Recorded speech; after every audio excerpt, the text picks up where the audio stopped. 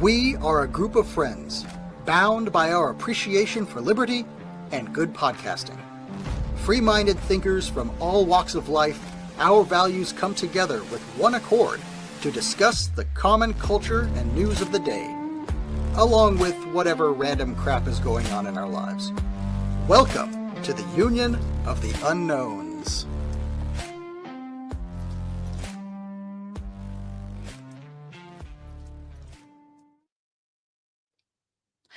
Hello there, and welcome to another episode of Union of the Unknowns. We are very happy and grateful to have you all aboard, so thank you for joining. We are live, or thank you for joining in the future, if that's what you choose to do. I am your non-government issue unknown, Stella Q, and I will be playing the navigator character in the cockpit for you tonight, alongside my equally unknown crew members. That will be from the control room if they'd like to enter the building. She's a woman of high sophistication. Miss Ashley, think, change, repeat. Hello. Hello. Very happy to be here. How you doing? Very good. Very good. Good to have you. Always is. Thank you for pushing the buttons and clicking on all the things for us tonight. Also along for the ride, smoother than a bowling ball, the man with the sexiest scalp curls in the Northern Hemisphere, Mr. BigPerm. G'day, Perm. Hey, excited for the show. Awesome. I just love how you're totally skin while your little boy has the most exquisite natural curls that women would kill for in the 1980s. It's pretty unfair. Yes, it is. Very unfair. All right, well, that's our crew for tonight. To move aside Katy Perry and your trippy mannequin friends in your pretend silicone enterprise, because we're bringing the goods. We're heading out into the great unknown on a mission that will give the Bezos sausage rocket a major soft on as we dose up on red pills. So strap in and open your mind. Our special guest captain today is the go-to guy on the currently boiling topic of geoengineering, weather modification, weather manipulation, plane farts, and jet vomit, all while refusing to call himself an expert. But, haha, I do beg to differ. There is far too many common misconceptions and careless spawning of fallacious speculation oozing poo goo into every crack of the internet through ignorance, incompetence, mishandling, and sometimes intentional misdirection, all seeding uncertainty and fear of which society is already well in surplus. Deception is the new old black, and it's profitable.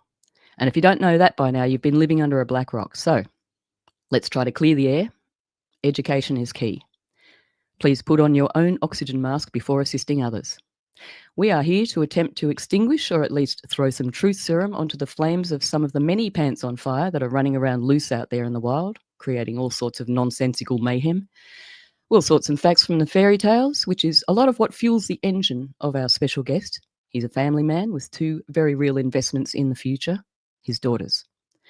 So with no ado to be furthered, we'll introduce not only a colleague and a respected mentor, but also a friend and an all-round fun guy. All the way from climateviewer.com, we welcome Mr. Jim Lee. Hey, Jim. Hello, Stella. How are you doing this evening? Good, mate. Good, mate. Good. How you going? How am I going? Pretty good. Want to fight about it? Yeah, nah, not with you. You're too smart. No, thanks for your time, Jim. We realise you're a very much in-demand gentleman at the moment, so very grateful to have you here. I appreciate the invitation. I always love a good round table. You never know which way it's going to come round. But I just got to say, like, I was looking at the tweet earlier yesterday, and then I saw it was followed by BigPerm, and I was like, oh my God, what a great freaking Big Worm. That took me back. Good to meet you. Nice to meet you.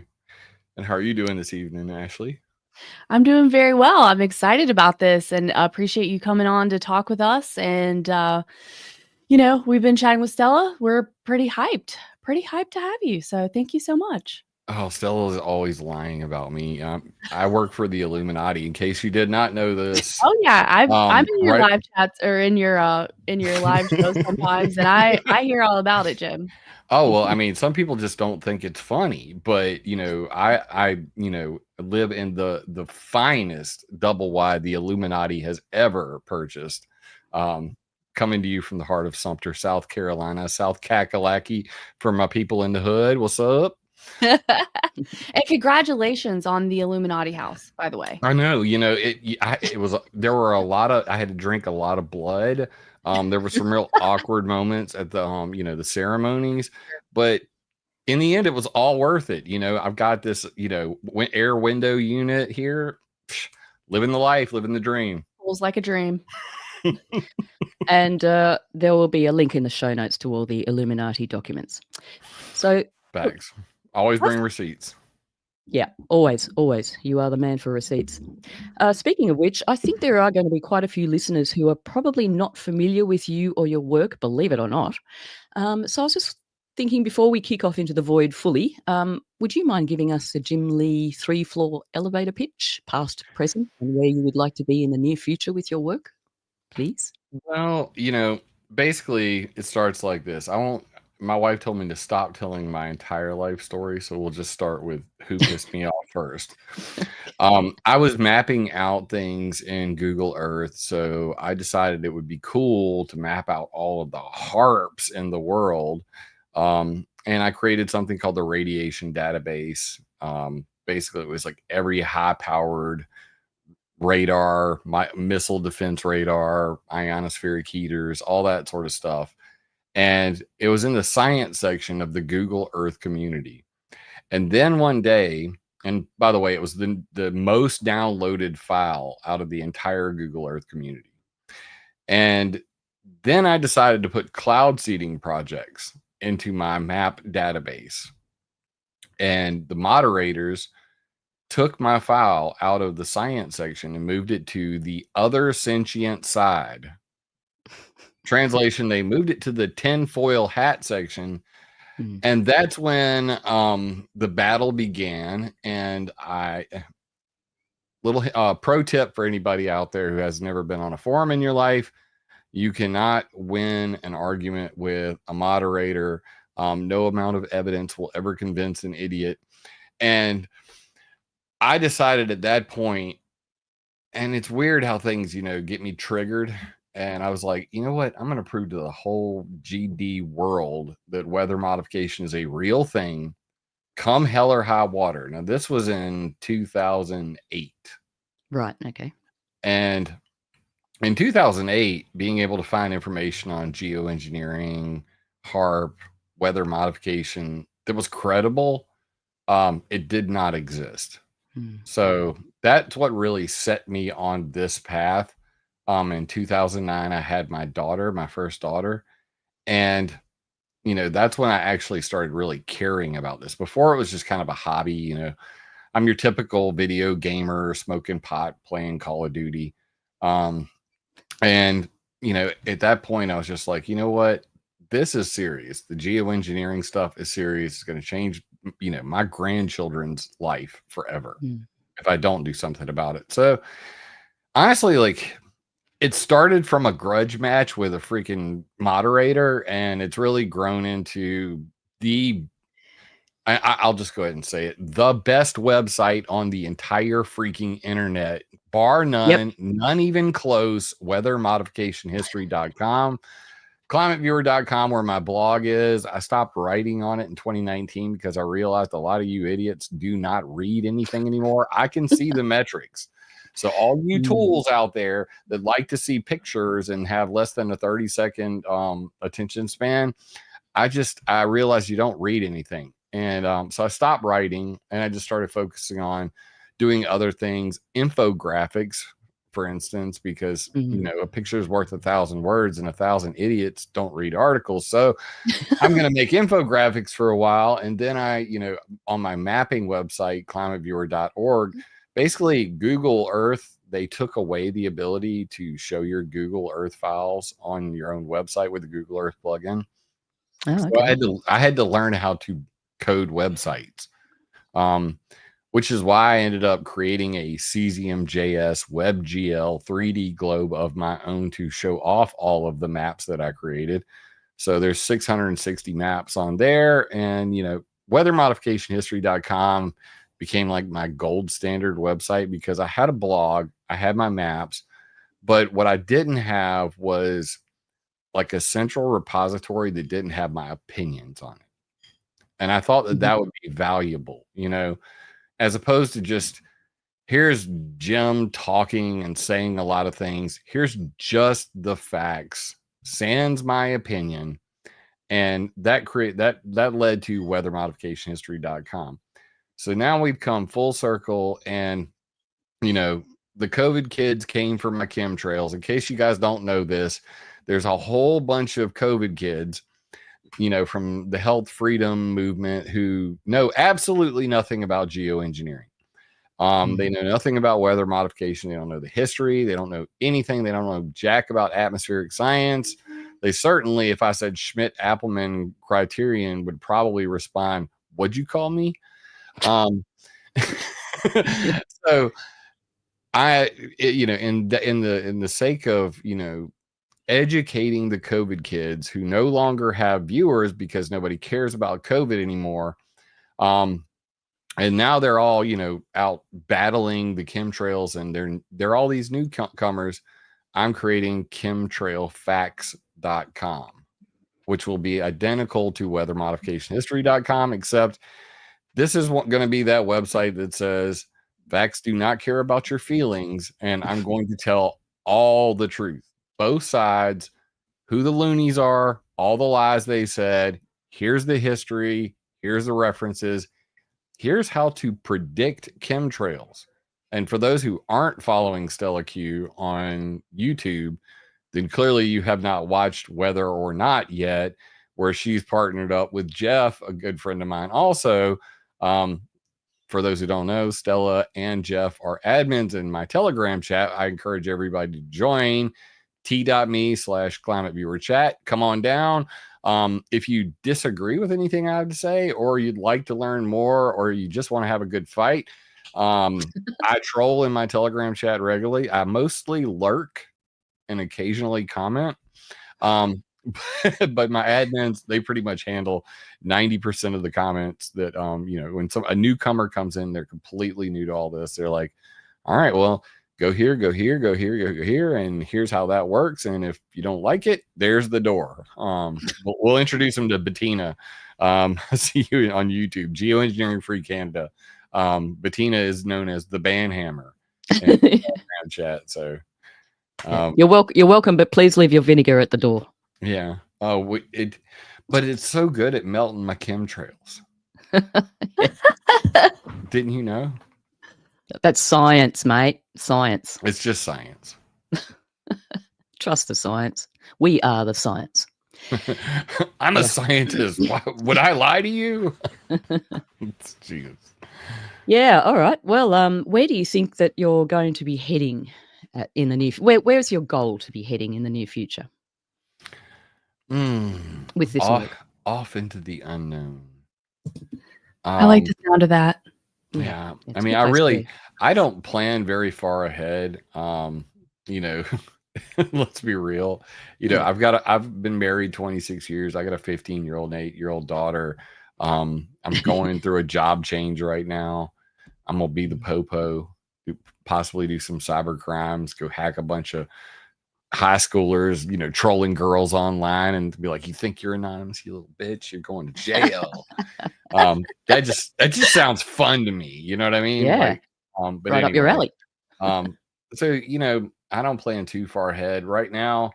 I plan on, you know, trying to finish this website. And the thing is, like, whenever I'm putting one together, I never know how long it's going to take, because there's always, I can only imagine being like a chef and having like all the ingredients of the world in front of me. And then I'm trying to make a dish and I'm like, all right, don't put everything in there, but I want to put as much as I can in there. Yeah. So after I create this website, I'm pretty sure it's going to break the internet. And you know, then I'm going to invest in a popcorn company.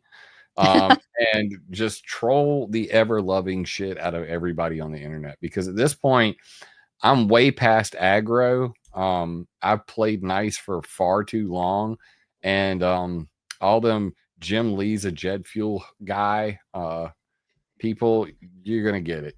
I mean, you're gonna get it, because at this point, like, I've not made a chemtrail website for a reason, but I'm going to, and when I'm done with it, then I'm going to go out and tan some hiney on the internet. Well, that sounds long overdue. Slap them in the face with some You know facts. who the target list is, Stella. You already know. And There's a number they're of all them. going to get it in order. Sounds, yeah, well, I'll be popcorning alongside you. I was just going to ask Stella before you will you, Mm. I'm close to you, Jim. I'm in North Carolina. So would you mind sending me some samples of your popcorn whenever you're, Well, I mean, I'll advertise it for you on this show. there was this really good popcorn that I got. There was a place in Myrtle Beach that there's no way I'm going to remember it because it's been too long now.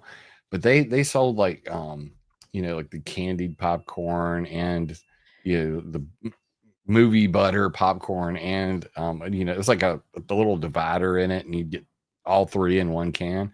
That's my kind of popcorn. Remember But, Lollygobble Bliss Bombs? I have Do you no remember them? idea. I know we Oh, don't okay, have must be that. Australian. That's a down under thing. Like I love it It's when you say gone things now. like that. It makes me really hot. I get ready. Lollygobble Bliss Bomb. All right, let's get moving. I'm clipping that. Let me sit up straight. We need to move on into the ether, I think. Look, there's a million questions that we all have for you, Jim, but I thought, like any good creator should, we'll start out with a big bang and move straight into the juicy stuff. I thought it might be nice to talk about the nukes in the stratosphere from the 50s, aka the Manhattan Project. Okay. And what would be the likelihood that all that kind of effect from those experiments has just gone away? Just poof. Or could it possibly be affecting the atmosphere today, in your opinion? Or anyone's opinion, if there's papers on it. Don't tempt me. So let me bring up a thing real quick here. I'm going to share screen because why not? It's just too cool not to show. Boom. All right. Share screen mode, Miss Ashley. I think he needs to request it and then I will approve it. Okay, so I'm a hacker. I button there? request nothing. He'll be taking over the show in a minute. Watch it. There we go. So Lovely. if I hop over here to Climate Viewer 3D, I can go to Energy and I can scroll down to Nuclear Detonations. Okay, so we're on climateviewer.org at the moment, which is one of my favorite places to hang out and waste time because it's fun. When you look at this, it kind of blows the mind that this is in America. This is all, basically 2,615 nuclear detonations. Every single one of them, you can just like scroll through them and fly to them. Or, excuse me, I just stuffed down food before I came in here. And then it'll tell you the time, the date, all that stuff. 150 kilotons, the day, the name of the project. Every single one of these is highly documented. Okay. So when she's talking about the upper atmospheric nuclear explosions, we're talking about out here, Operation Fishbowl, Hardtack Teak, and this kind of gives you a scale. Now, this is why I use a 3D globe. And I dare you flat earthers to say one word in chat about getting triggered about this view. I'm watching. But as you can see, they just kept going up and up and up and up till finally at a altitude of 423,000 meters, they did Operation Starfish Prime. So out of the fishbowl explosions, there was Checkmate, Kingfish, Teak, Hardtack, and Teague.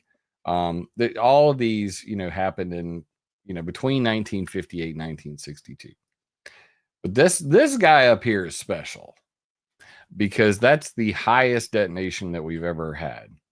And you can watch videos of this thing on YouTube, and it's pretty impressive because when people actually look at a nuclear detonation, they don't really think they think mushroom cloud, but that's not how it goes. I mean, when you actually see the Starfish Prime explosion, it looks like this. I mean, big circular boom. That's actually a space detonation of a nuclear bomb. So I sent some links to Stella, which I'm going to promptly bring up real quick. This actually created a artificial radiation belt. And most people don't know that this is a thing. But, you know, we're talking 1.4 megatons at 400 kilometers. This actually knocked out satellites. Sorry, Jim, can I just jump in there for a sec? So 400 kilometers above the Earth's surface, we're into the exosphere there. Is that correct? Yes. Okay. Yes. Way upstairs. That's a long way up. Yes. You know, we've passed the the ionosphere. We're right at the edge of space. Yeah. Okay. So there's no gravity. There's just and it expanding in every direction. Now the interesting part about it is when you look at where it was located. This right here in Hawaii's here. This caused radio blackouts in Hawaii. We didn't know that there was going to be like an electromagnetic pulse from it. So from Hawaii all the way, through any of these islands out here, many ships in the Pacific experienced, flickering lights, all kinds of problems. It was a heck of a show. But from that came something called the Christophelos effect. And this was discovered by Nicholas Christophelos before we knew that there were Van Allen belts. And he noticed that trapped radiation bounced from pole to pole. And what happened was the nuclear, energy basically got trapped in the magnetic field lines of the Earth. And as it traveled along those Van Allen belts from the north to the South Pole, that actually not only damaged low Earth orbit satellites, but it created artificial aurora. So this is, this discovery by Nicholas Christophelos is now referred to as the Christophelos effect or the Argus effect. I've never actually heard anybody say it that way, but whatevs. That's what Wikipedia be saying about it. But this Christophelos effect is actually the reason why HAARP was invented. So Dennis Papadopoulos from the University of Maryland basically said to the tether panel, hey, we could actually prevent a high altitude electromagnetic pulse or a coronal mass ejection like the Carrington event by rapidly remediating radiation. They call this radiation belt remediation. The idea that you could pump electromagnetic waves, shear Alvin waves, into the Van Allen belts, into the magnetic field lines, and they would work like a scraper as they went through that torus from pole to pole, would scrape radiation out, dump the electrons on the pole, scrape it back out, come to the North Pole because it bounces back and forth like a ping pong ball on a racetrack. So that was the original, idea. Let's create a mitigation system for coronal mass ejections or high altitude nuclear detonations, which would lead to EMPs, which could take out all of the power of, one nuclear bomb above America could take out our entire power grid. So this is one of the little known facts about how that history is related to current technology and the idea that maybe we could save the planet from EMP or solar flare doom. In reality, it was very, clearly you'd probably need like 100 HAARP facilities all the way around the North and South Pole in order to actually do it realistically. And even then, it probably wouldn't work. But regardless, they gave it a good shot. So now, so as far as is it the case that they weren't really expecting an EMP until that happened? They didn't know it was going to happen? That's a good question. Honestly, I'm going to tell you what I haven't dug too deeply into. And, it really depends on how many fucks I have to give on a given day. So I the interesting part about it is even like launching the first Skylab, not the International Space Station, but shooting the Atlas V rocket into the sky with Skylab on the tip of it, that caused a radio blackout. Okay. Yeah, so there were many different warning signs that, hey, we're doing something weird. We don't quite understand why it's screwing with radio signals and things like that.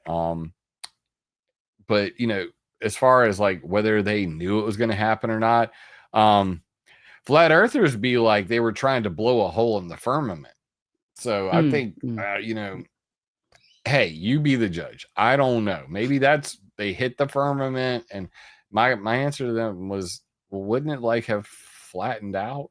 Like it would have spread over the. I mean, I've watched a lot of like sci-fi, and normally when a photon torpedo hits a round thing, because I mean, I'm assuming it would be a dome, not just like I don't know. A rectangular thing. I don't really know.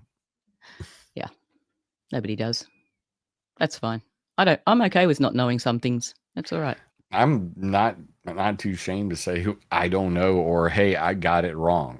I think there's way too many assholes on the internet who they are unwilling to admit that they were wrong, let alone ever say it out loud. Like if you got it on your website and you were writing something like 7 years ago and you realize it's completely wrong, but you're unwilling to go edit and you're just lazy, that's one thing. It's another thing to know that you're wrong because you've been debunked 1,000 times. Everybody's tried to warn you, and you just keep repeating the same shit every single year. And me, like, I've got punked many times. Like I was like, I thought I had this all figured out. Every single day I learned something new, and that's why I put it up on my channel just recently, is because my Dominic, my brother from another mother up in Canada, he's a very talented graphics artist, and he created all of the newspaper articles that are on weathermodificationhistory.com. And I said, Dom, I need like a cool looking overlay and some stuff for my YouTube channel. And he put this thing together, and it's like swipes between climateviewer.com and weathermodificationhistory.com. And it says Jim Lee up in the top corner. And then right above that, he's like, what do you want to say? Like investigative researcher? What do you want? An independent researcher? I was like, how about not an expert? And Yep. he was like, he was like, what? And it comes from a saying I just heard like in the last year: always a student, sometimes a teacher, never an expert. Yeah, that is something that I do admire about you, Jim. You don't hesitate to say, oh, I didn't know that, or something. I mean, it's just like you're not above everybody, which is always encouraging. It's like, well, it's nice to be able to bring something and try to be intellectually honest. Like, if you are an expert, if you're claiming to be an expert, most of those people, I have literally bent experts over my knee and spanked their little heinies red so many times. And they are like, well, I got my PhD at MIT, and I'm like, well, I got my PhD at TSC, motherfucker. And they're like, TSC, I've never heard of this university. I'm like, I got my post hole diggers at Tractor Supply Company, and you're just digging a deeper hole the more you talk. You're an idiot. So that appeal to authority shit doesn't work with me. And at the end of the day, like, I recognize the limitations of what I know. I do have a pretty good, memory. But at the same time, you can't know what you don't know. And I'm 48 years old. I learn new shit every day. And I hope that I continue to learn new shit till the day I die. That's an ideal life for me.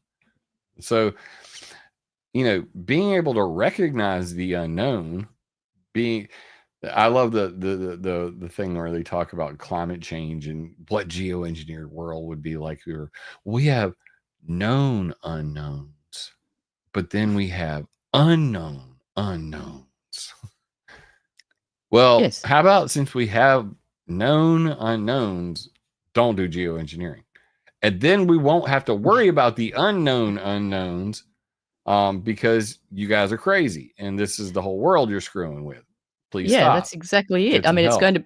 it's going to be unknown until they actually do screw things up, and then they go, "Oh, that happened. Oops, can't undo that." Yeah. Oh, And it's kind duh. of like the Oppenheimer topic, right? Like they were Mm. working on the nuclear bomb, even though supposedly knowing that it literally might end the whole world. And they're like, oh, you know what? We're just going to move forward with our plans and we'll just see if it. And I'm like, this is unhinged. That's completely insane. And I also wanted to say, Jen, that I really appreciate your attitude because I think it makes people comfortable to have a good faith discussion with you, right? Like if people are knowledgeable and they don't necessarily agree, I feel like if they are coming with you to have an earnest discussion, that's okay.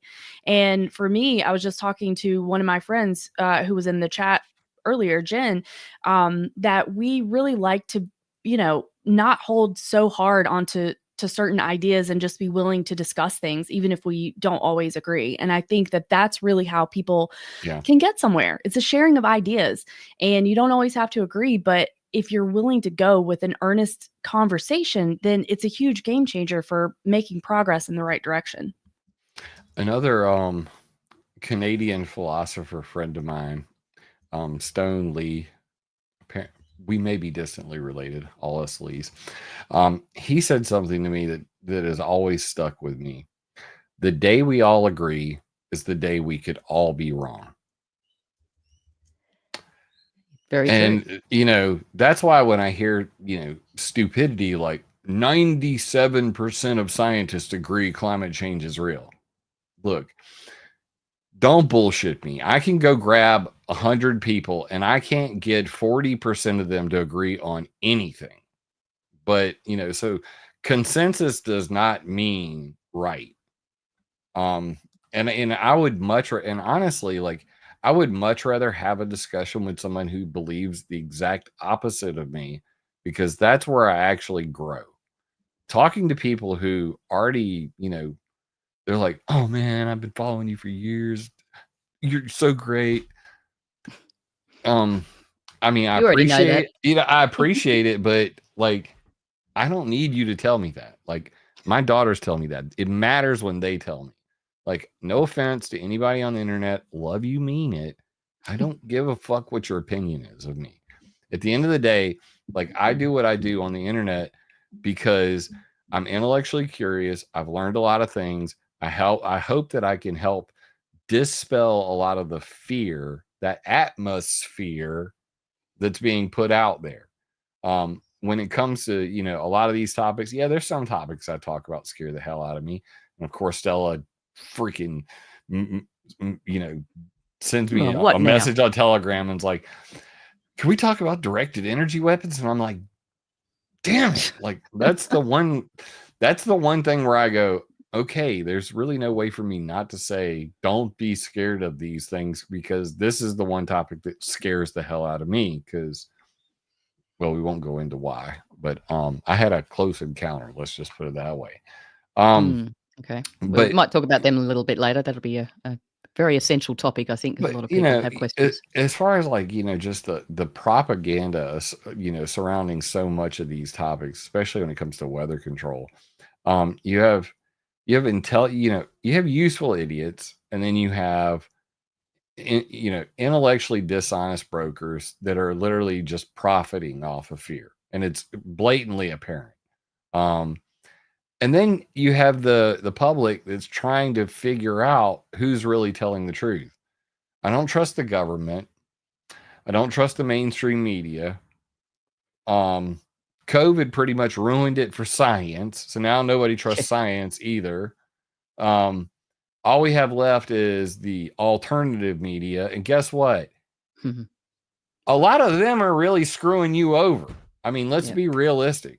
There are there's a large portion of people who are supposedly in it for the right reasons, and they're out there doing God's work. And, as a person who is a Christian, as a person who's,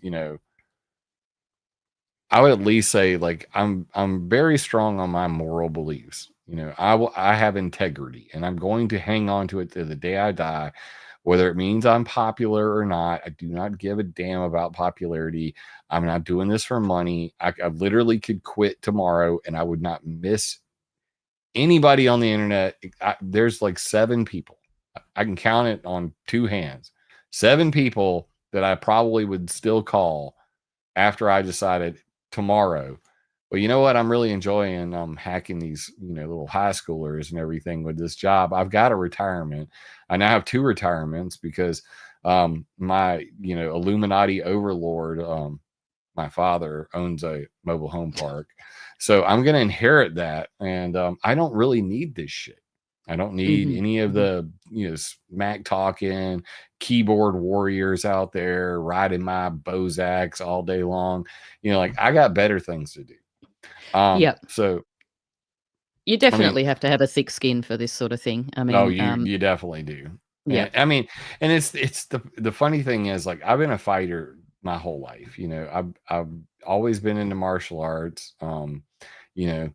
If God forbid you catch me in a pool hall with a pool stick in my hand, I will go Donatello on your ass.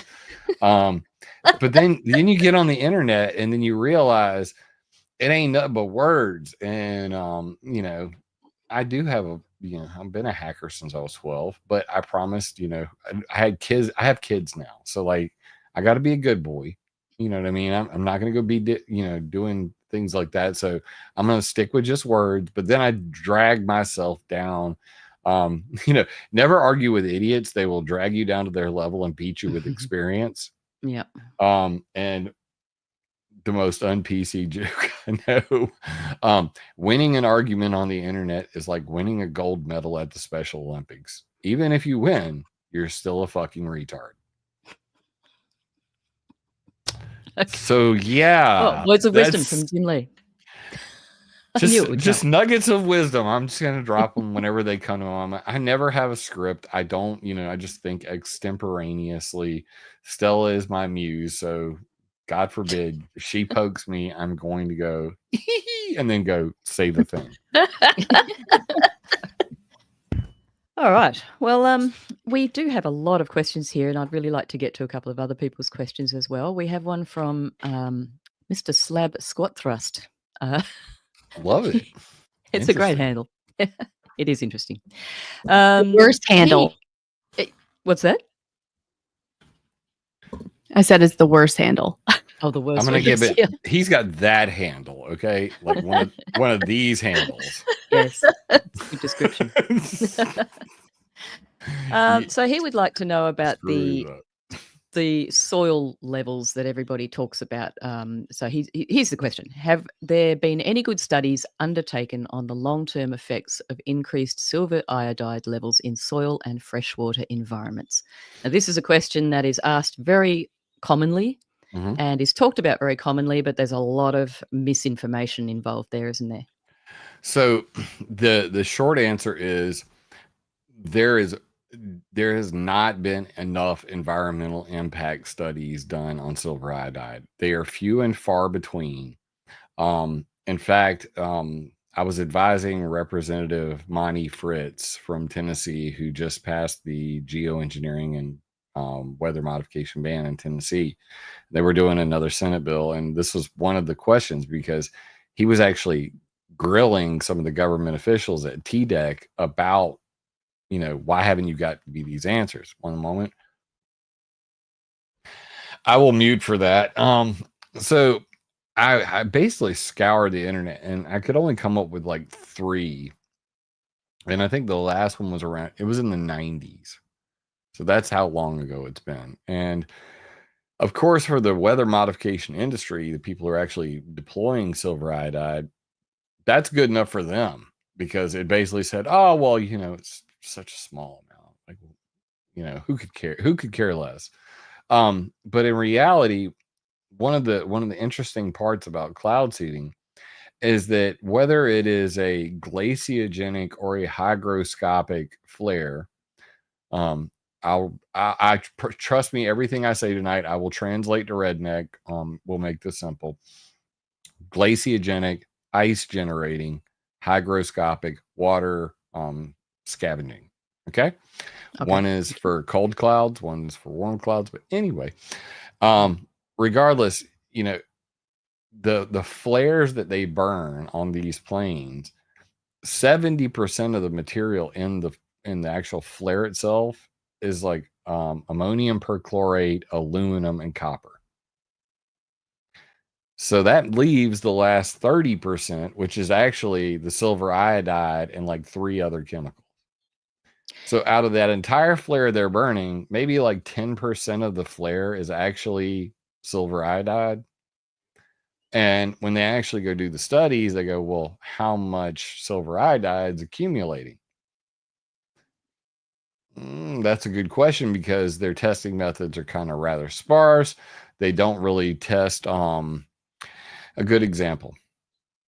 Here, I'm going to bring up a map real quick. I'm going to use a map for this explanation.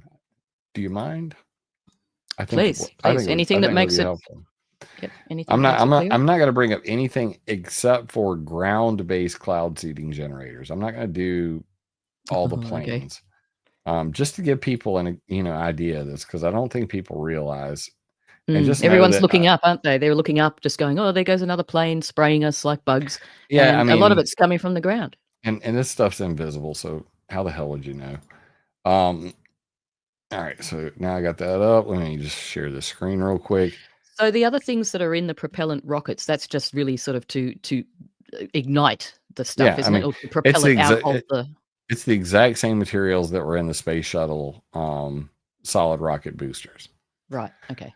So this is just to give you an example, and just so you know, I just got the map of Utah, so that's why there's a big hole right here. I got a lot of things that I would like to do. I just don't have enough time to get to them.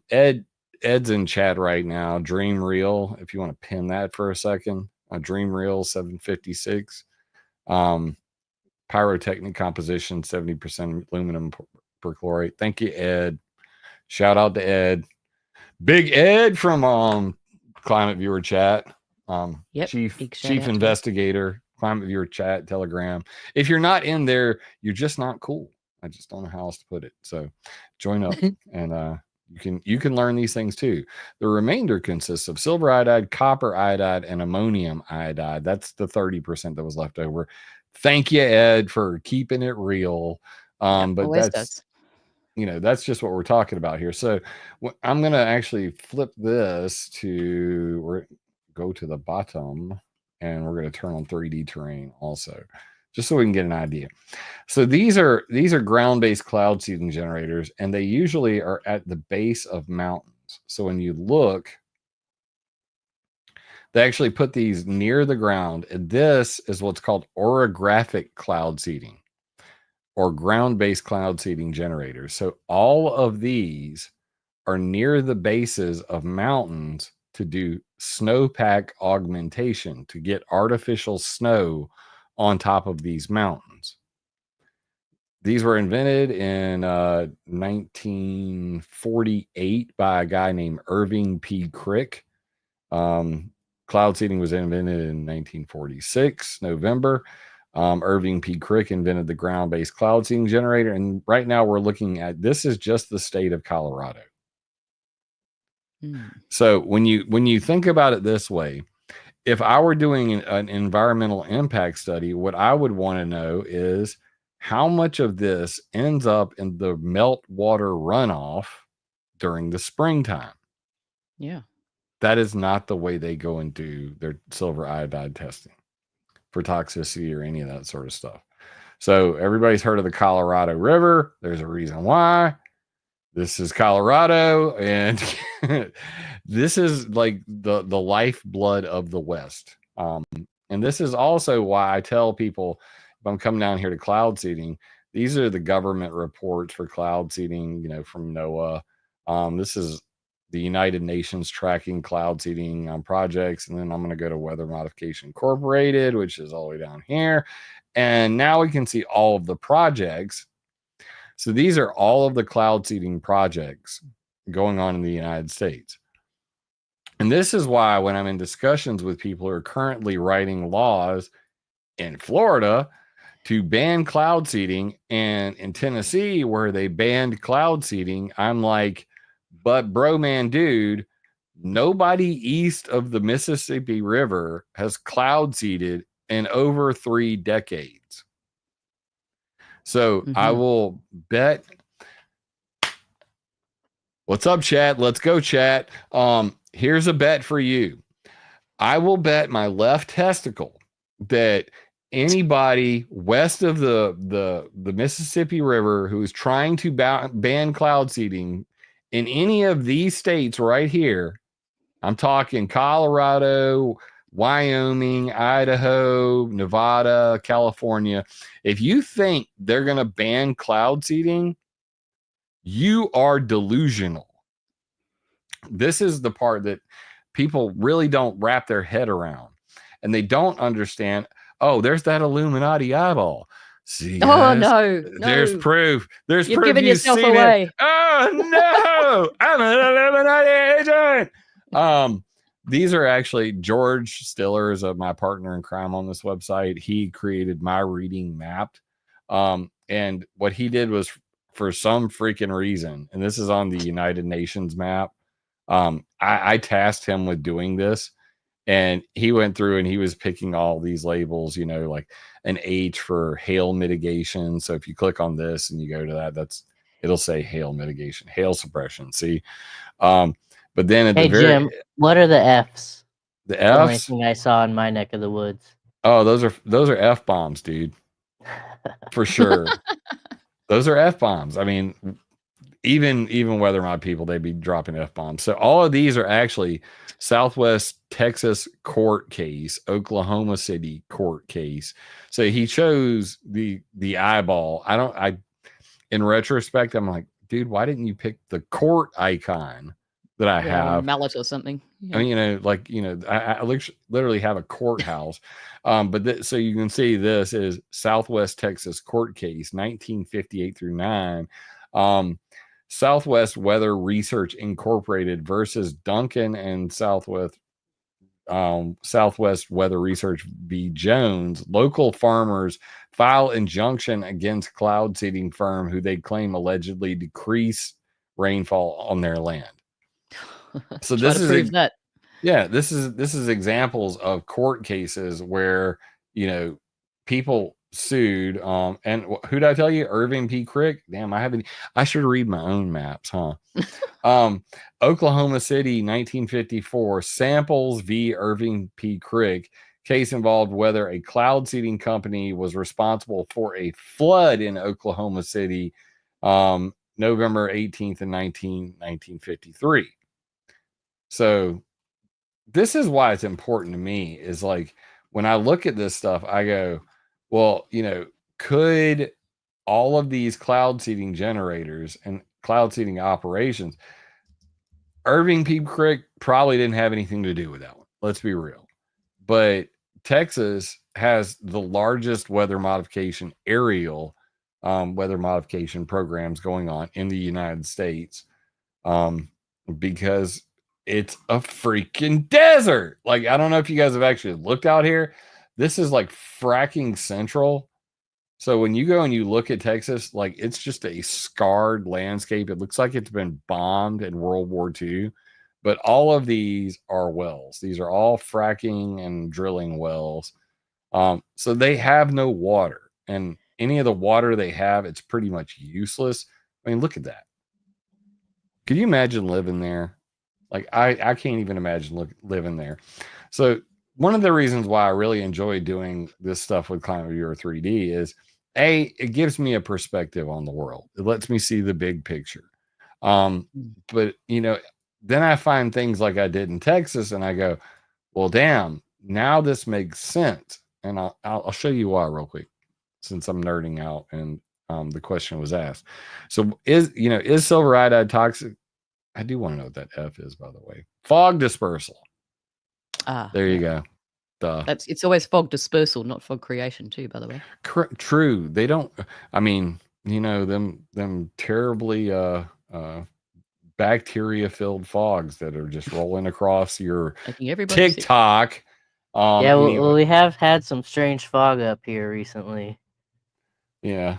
I mean, we had some fog at the same time, and I was like, but I don't know anybody that got sick. Maybe I'm just jaded. I don't I don't know. know anyone that got sick, I but it did have a strange smell, like a chemically smell.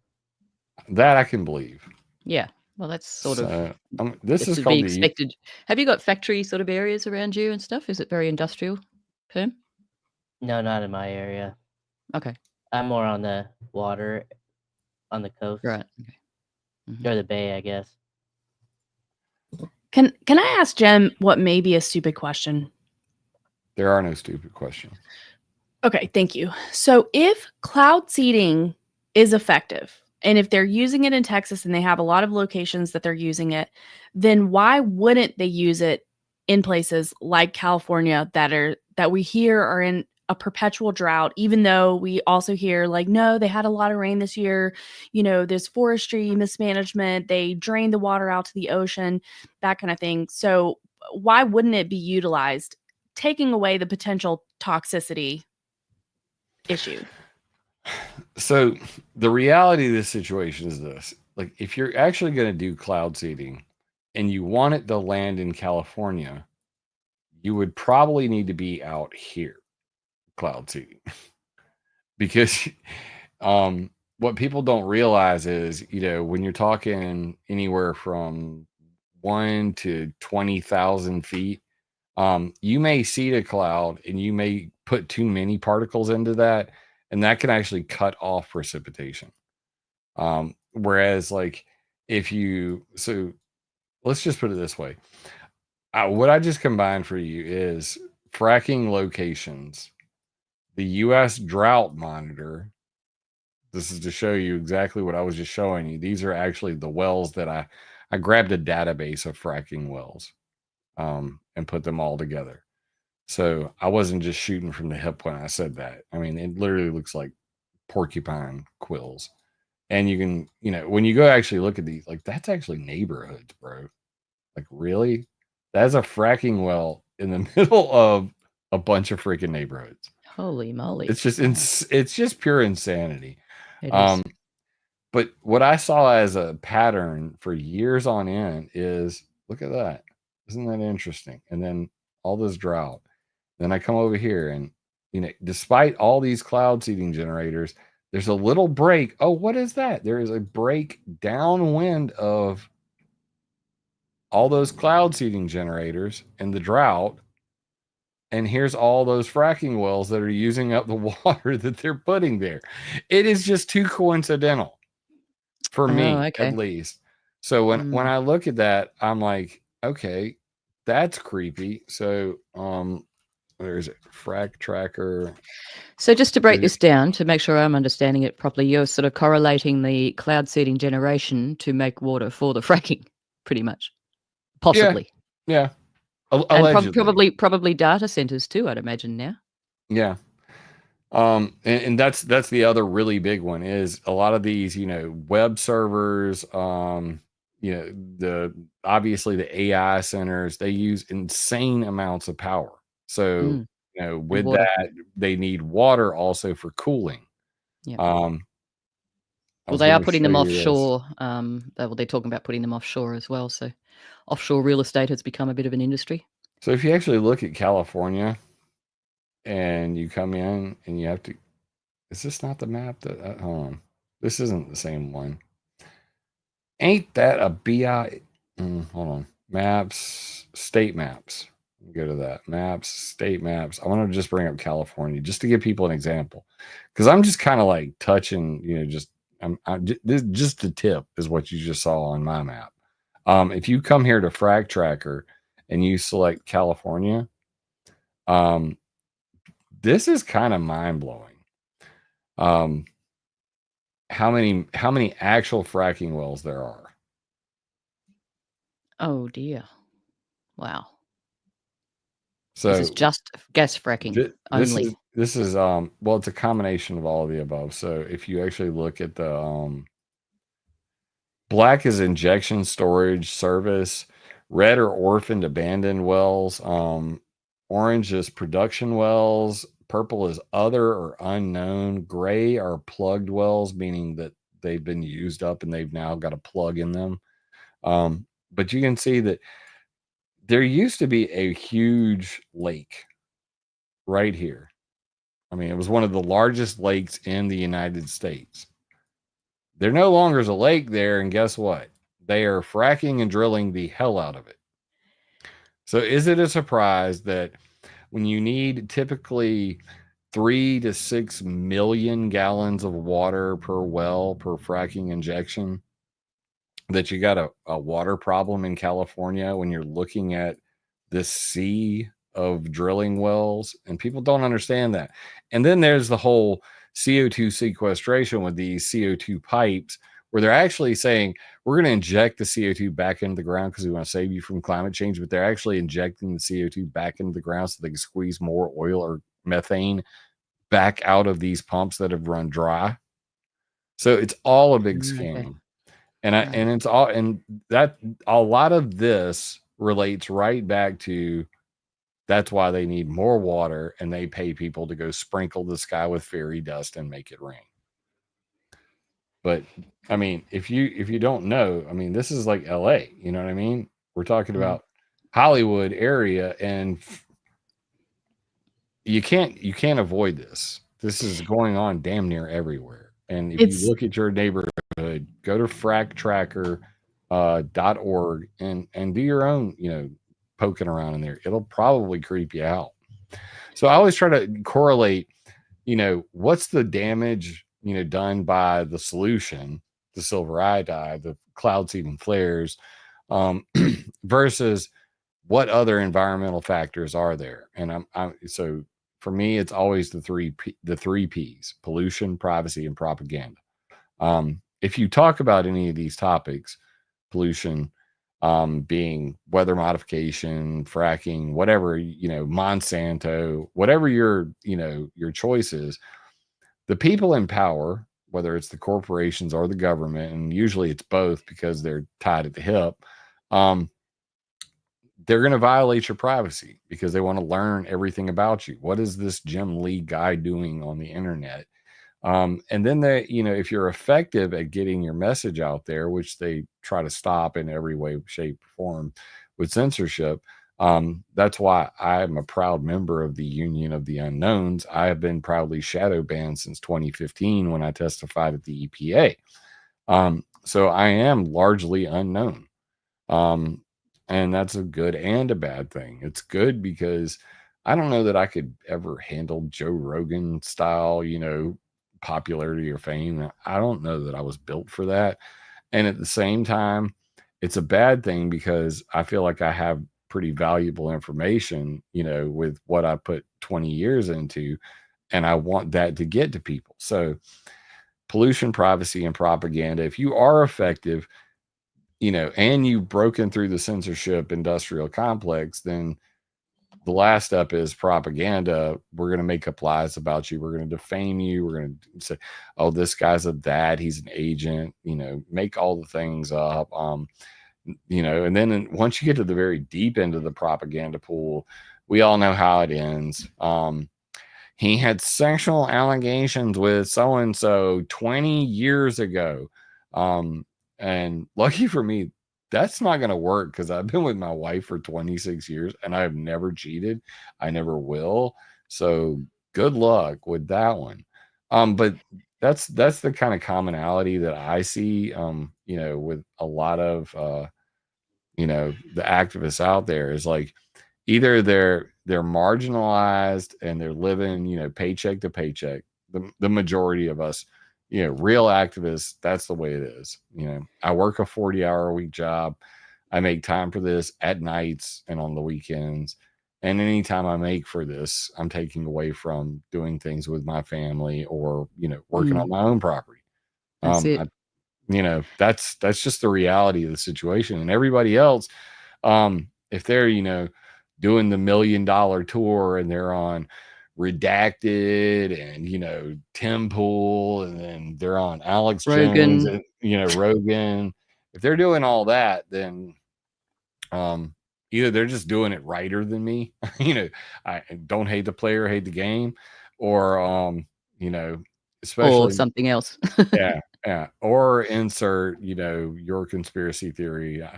Like I won't ever call anybody an agent because I've been called one way too many times, and at this point, I kind of wish I was an agent. At least it'd have like a cool factor to it. You know what I mean? Okay. And I All certainly right. wouldn't be working 40 hours a week. Yeah. Okay. Look, there's something has come up in the chat here that I think I would really, really like to address. Our friend Jason, Knights of the Storm, has made this statement: chemtrails are metals put in the air to reflect sunlight back into space to combat global warming. How true is that statement?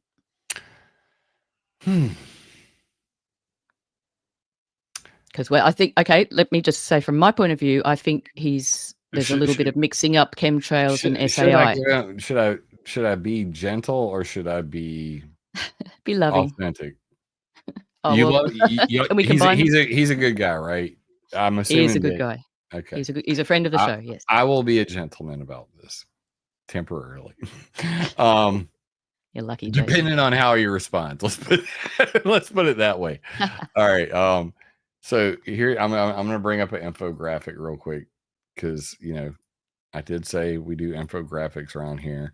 And maybe this will help. So I want to differentiate real quick before I answer this question. Or it's always good to. Yeah, really I do feel there is a bit of misinformation and confusion around this topic. Okay. So let's straighten it out. When you say chemtrail, I immediately go, that is slave speak. Okay. And I don't deal well with slave speak. Slave speak is language that maintains a master-slave relationship. A good example of slave speak, let me grab this real quick and we'll just close these out real quick. And I just want to give you a quick, just little 5-minute tour of my brain on this sort of thing. Propaganda. All right. Strap So if I go to the propaganda page, I'm going to drop a link to this in chat for you, brother man, Knights of the Storm. I too am a rider of the storm. So when I think about this, I always think in terms of semantics because ideas are more powerful than guns. We would not let our enemies have guns. Why should we let them have ideas? Language creates spooks that get into our heads and hypnotize us.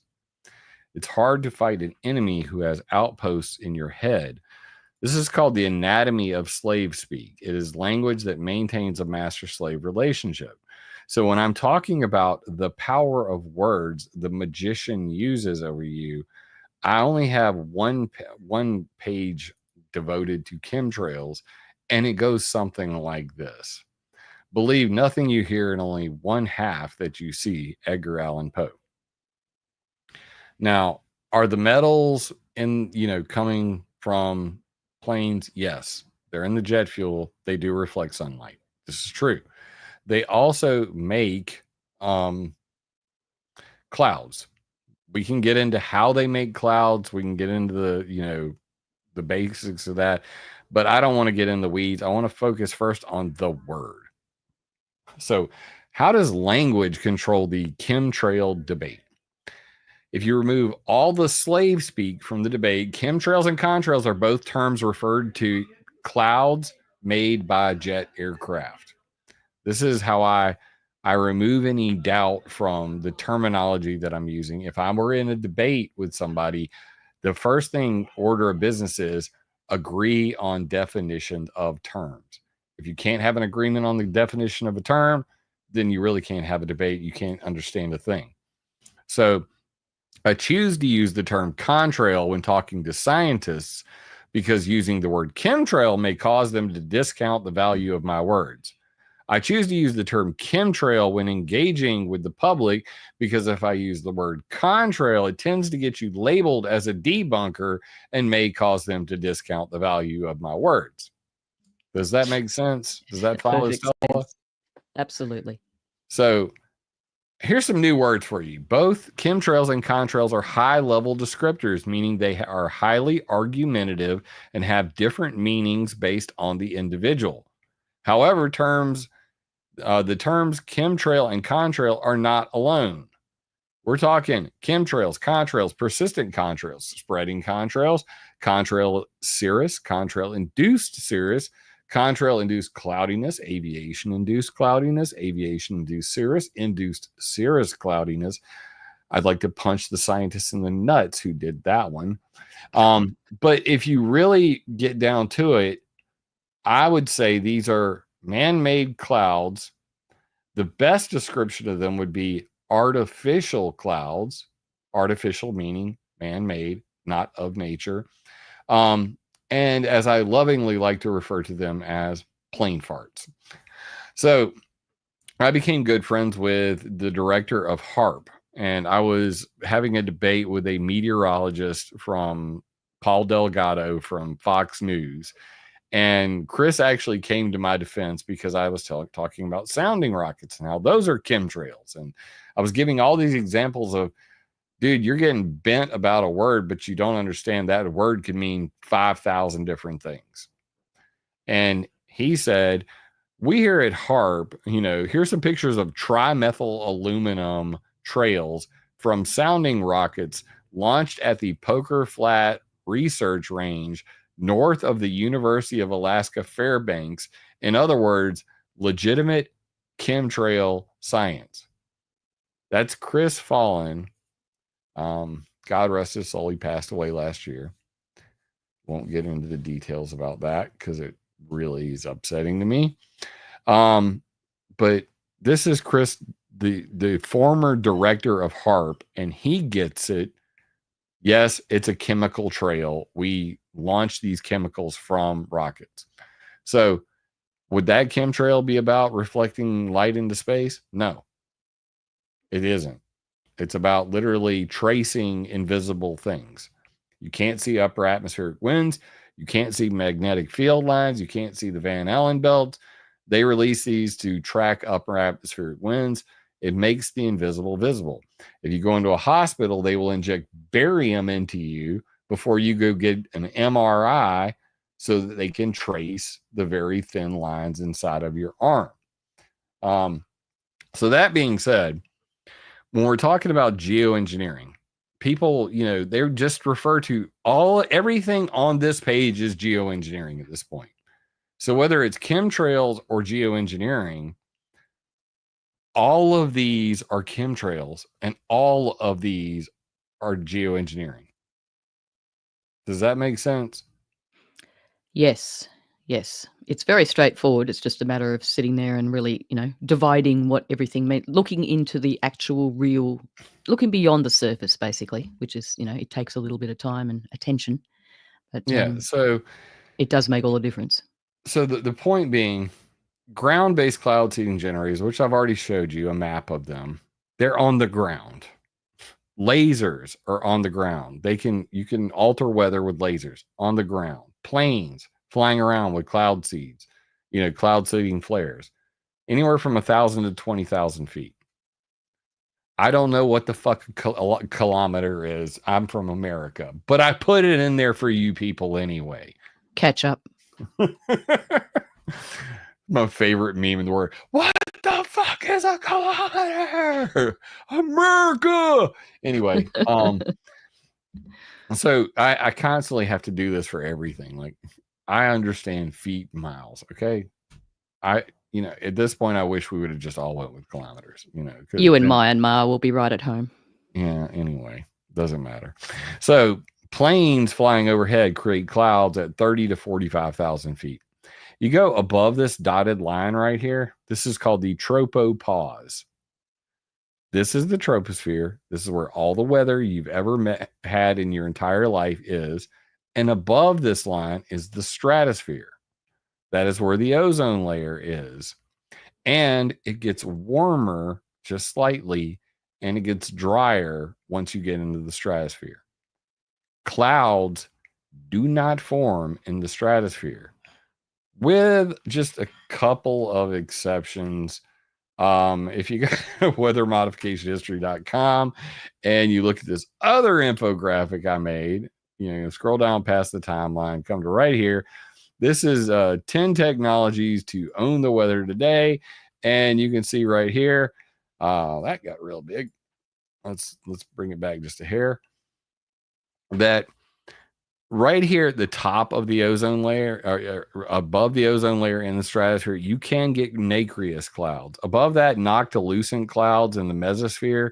In the thermosphere up here, which is part of the ionosphere, which, you know, you could see over here, that basically these two upper parts right here, these are both the ionosphere. So, you know, the mesosphere, the thermosphere, that's part of the ionosphere. Anyway, wow, I'm in the weeds now.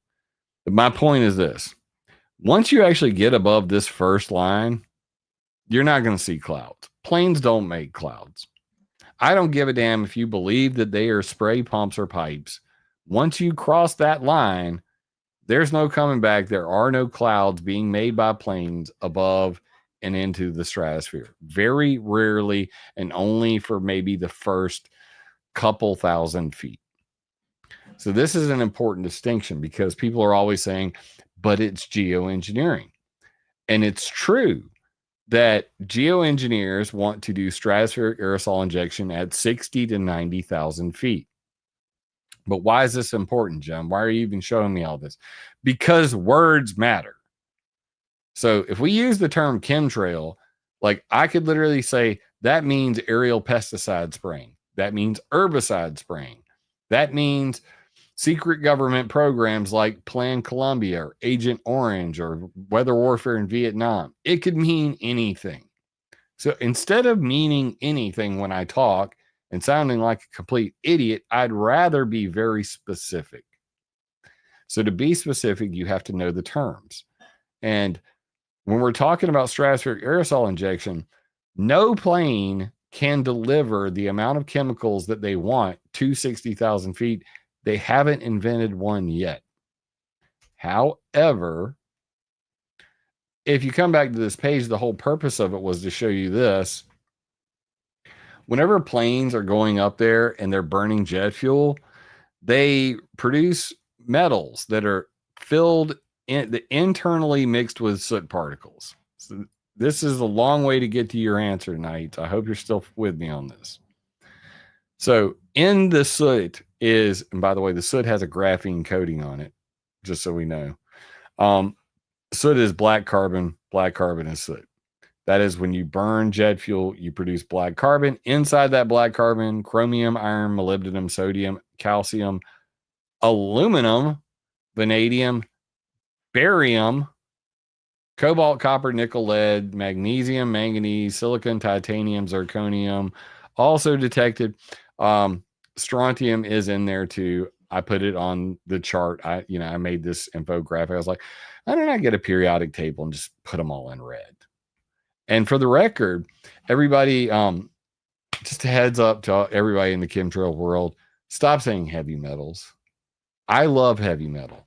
This is not exactly heavy metal. It's kind of progressive rock, but I love all metal, like Pantera. I'm a metal head, and these are not heavy metals. You might want to look up what heavy metals. It has to have an atomic weight of a certain number or higher for it to be a heavy metal, like lead. But none of these transition metals, none of these alkaline earth metals, they are not heavy metals. So for everybody out there saying aluminum is a heavy metal, you're delusional. Like, you don't even understand what a heavy metal is. These are the kinds of things, as your personal internet word Nazi, I will point out the flaws in your words, because it matters, because we cannot have thoughts without, a narrative. Our narrative is a story we tell each other.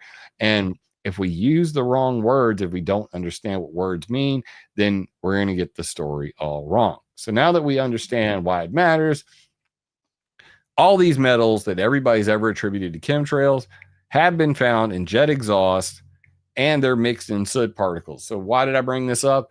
Because the Indian Space Organization, Institute of Science, and the ISRO Vikram Sarabhi Space Center found evidence of black carbon particles.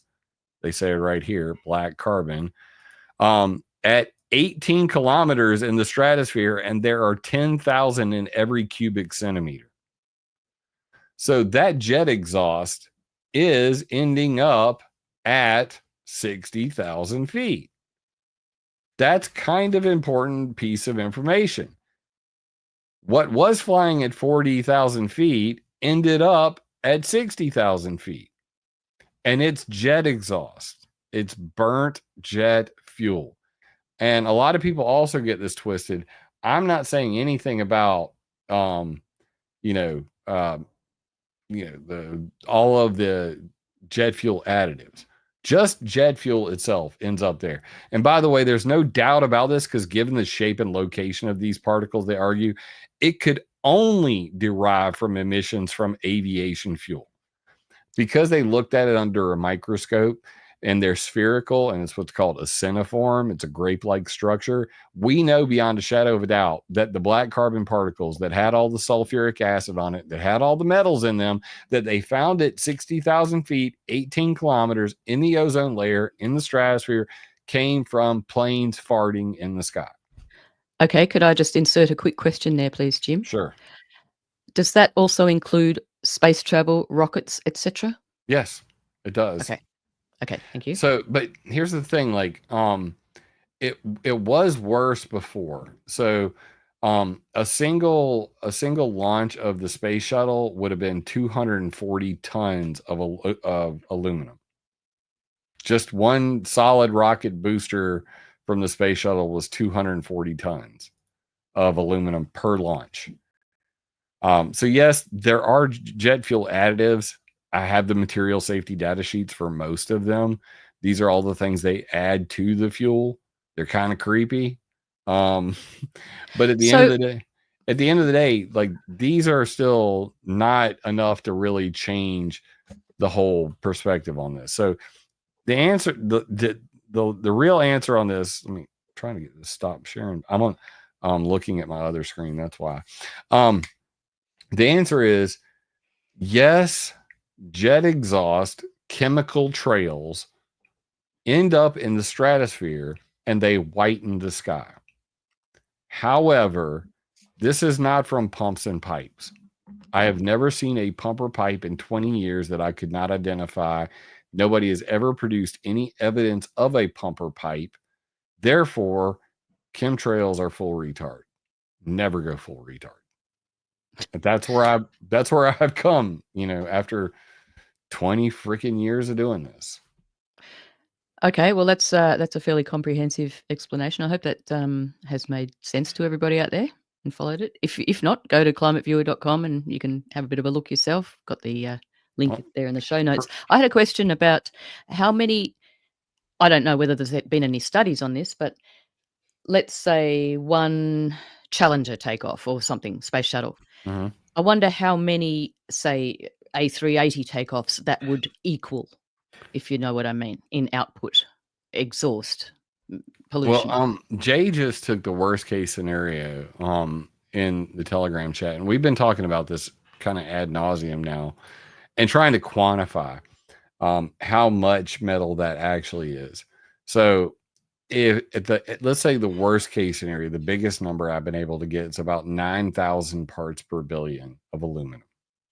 If you were to equate that to all of the jet fuel used during the entire year, 45 million flights, he came up with a number. I think it was 35,000. I want to say tons. Let me just go check real quick. I don't want to get this wrong. I pinned it. I pinned it so I know it's right up here. Yeah, it's 45 million flights a year globally. Yeah. Yeah. I know, that's astounding. Like, let's think about that figure for a moment. 45 million? Yes, million flights per year. 45 million flights per year. Okay, so yeah, it's 35,000 kilograms worth of, all right? So it doesn't even compare. There's no comparison whatsoever. We're talking 240 tons. Let's see. Now I'm having a math emergency. Math spot. 240 tons to kilograms. All right. All right. Well, if it's a metric ton, then we're talking 240,000 versus 35,000. So yeah. one space shuttle launch dwarfs the entire year worth of planes. There were 135 space shuttle launches. Just to put it into 135 in 1 year? no, or so far? altogether. Right. Like Yeah, okay. in That was a dumb question. totality. So like, the older style rockets, aluminum perchlorate was one of the most common that when you hear solid rockets. But SpaceX and these newer ones, they use liquid oxygen. So they're not even using like the old style aluminum rocket. Does that make sense? Oh, okay. So like, I was wanting to like, and this is the irony of it. There have been like a series of articles, in the last year, basically saying that it's Elon Musk's fault that the stratosphere is filled with aluminum because SpaceX satellites are burning up on reentry and producing 66 pounds worth of rare earth metals, mostly aluminum. And then I'm going, but we're talking 35 metric tons of aluminum from jet fuel alone. And you're going to complain about, he had like, I think in total 60, maybe 50 or 60 satellites that are re-entered and burned up. But you're going to blame him for all the aluminum in the stratosphere and ignore the 35 tons. Right now, the secretary of the EPA, Lee Zeldin, is trying to make an example out of these two yahoos, geoengineers called Make Sunsets, Andrew Song and Luke Eisman. And they're throwing balloons in the air that have sulfur dioxide in them.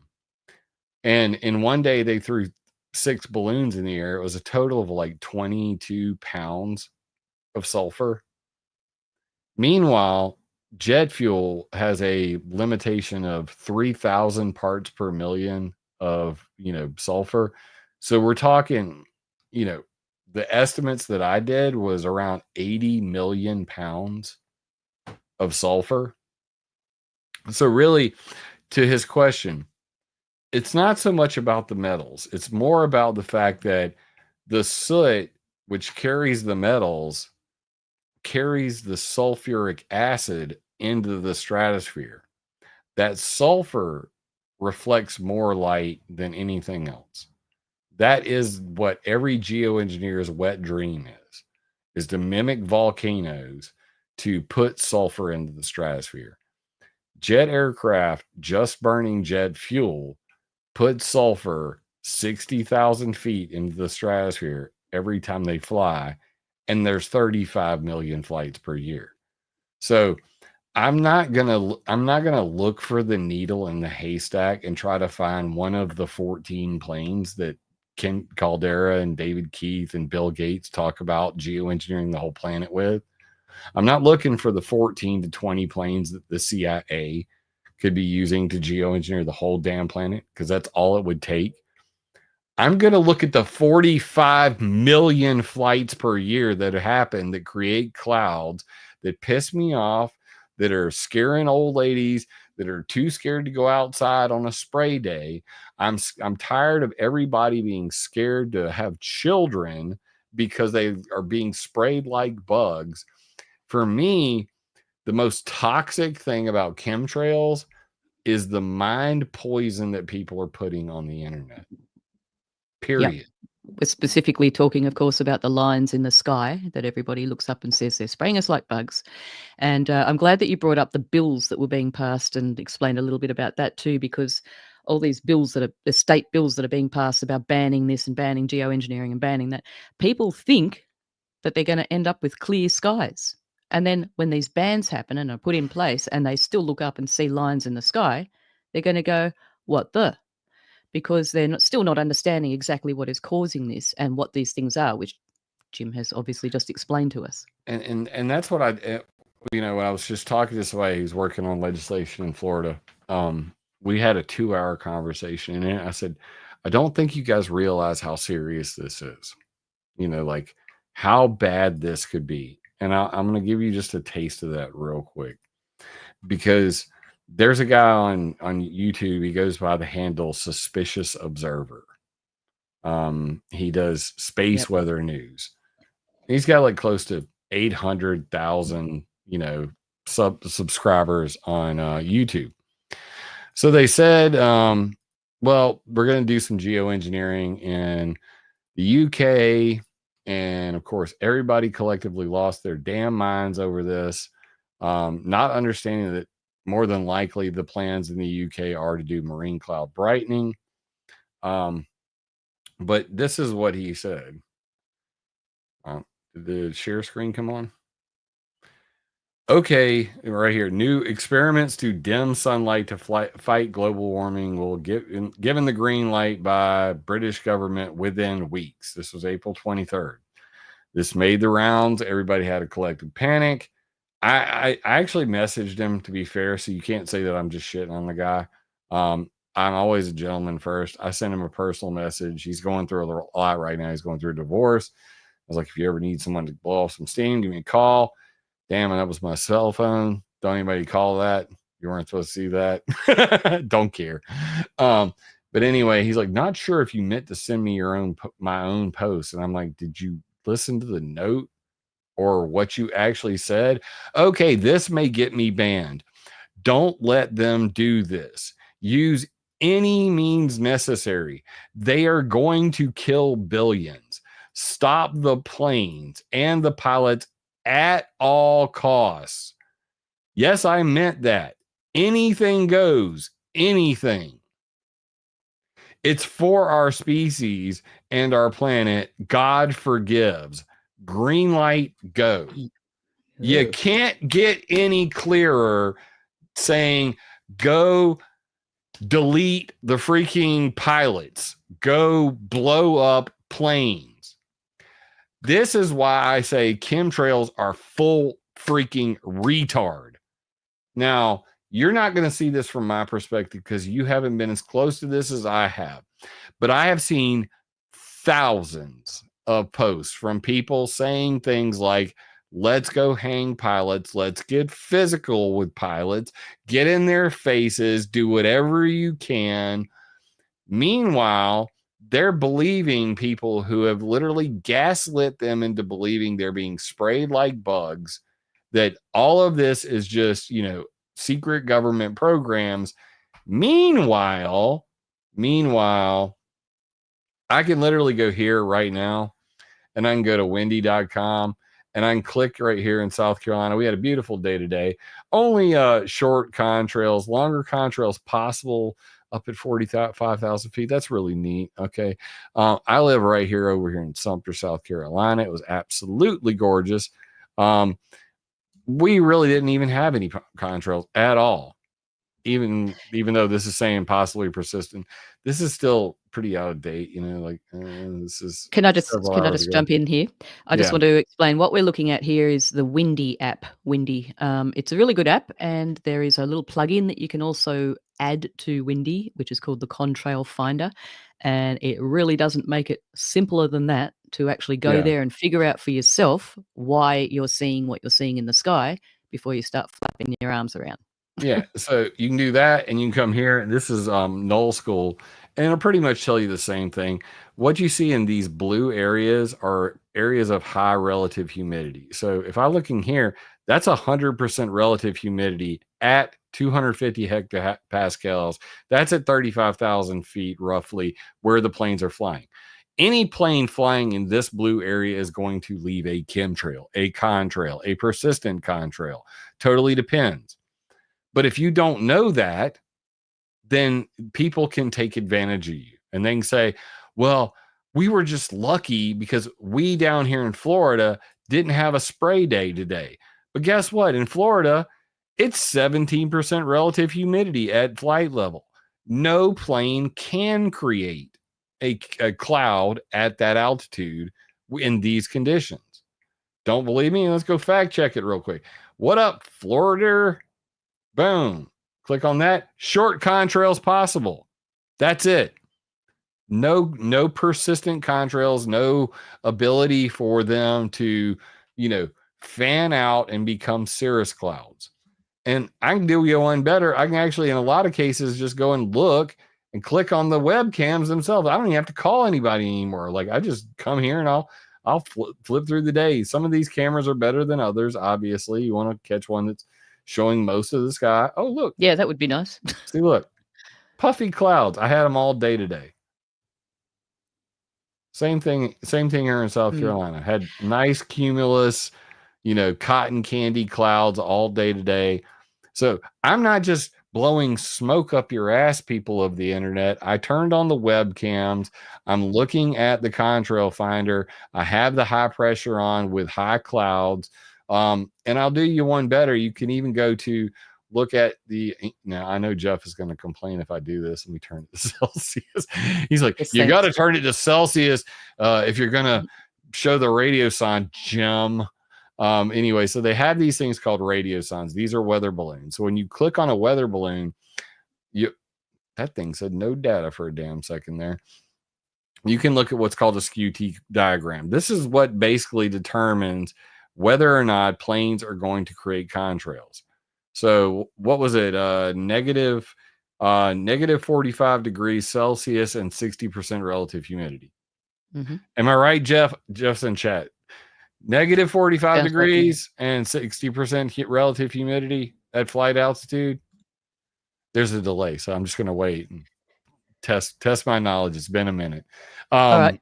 But this is what's called the Schmidt-Appelman criterion. This has been used to predict contrail formation since World War II. So I'm not just making this stuff up. You can literally go right here and, you can look at what this is called the dew point depression, the difference between the red line and the blue line. So it's negative 50 C on one side, negative 55 C on this side. That's the blue line is relative humidity. The red line is temperature. The dew point depression is minus 5 degrees Celsius. That is perfect conditions for contrail formation. Let's find out if, according to what we're seeing right here, and which one did I click? I clicked that one. Did I click that one? Right? Yeah, that's the one I clicked. So we'll just go back to menu, contrail finder, and we'll click right next to it. And guess what it should say? Oh, shit. Long, possibly persistent contrails from 41,000 feet all the way through 33,000 feet. What do you know? It's not a coincidence. It's not like all the scientists on the planet colluded to make these numbers magically match their secret chemtrail program. So, Jim, while we're on the subject of contrails, would you mind taking us to I think it's Mick West's contrail, show us the grids and why the grid patterns happen, the tic-tac-toe grid patterns that everybody goes on about. I don't even have that bookmarked. It's just, well, I probably do. You talk amongst yourselves, I'll find it. You can send it to me real quick and I will. Got it somewhere. I think it's on this computer. Or someone in the chat, it'll be on it. I'm looking. I just got a message from Jeff on Telegram, and I'm like going, is he gonna like roast me? Contrail simulations. There it is. I think I've got it here. Yeah. Okay, that's it. Got it. I'll just throw it into the private chat on StreamYard there. Yeah. But I think that's a really important thing to show people because it's a big part of what misinformation and misunderstandings.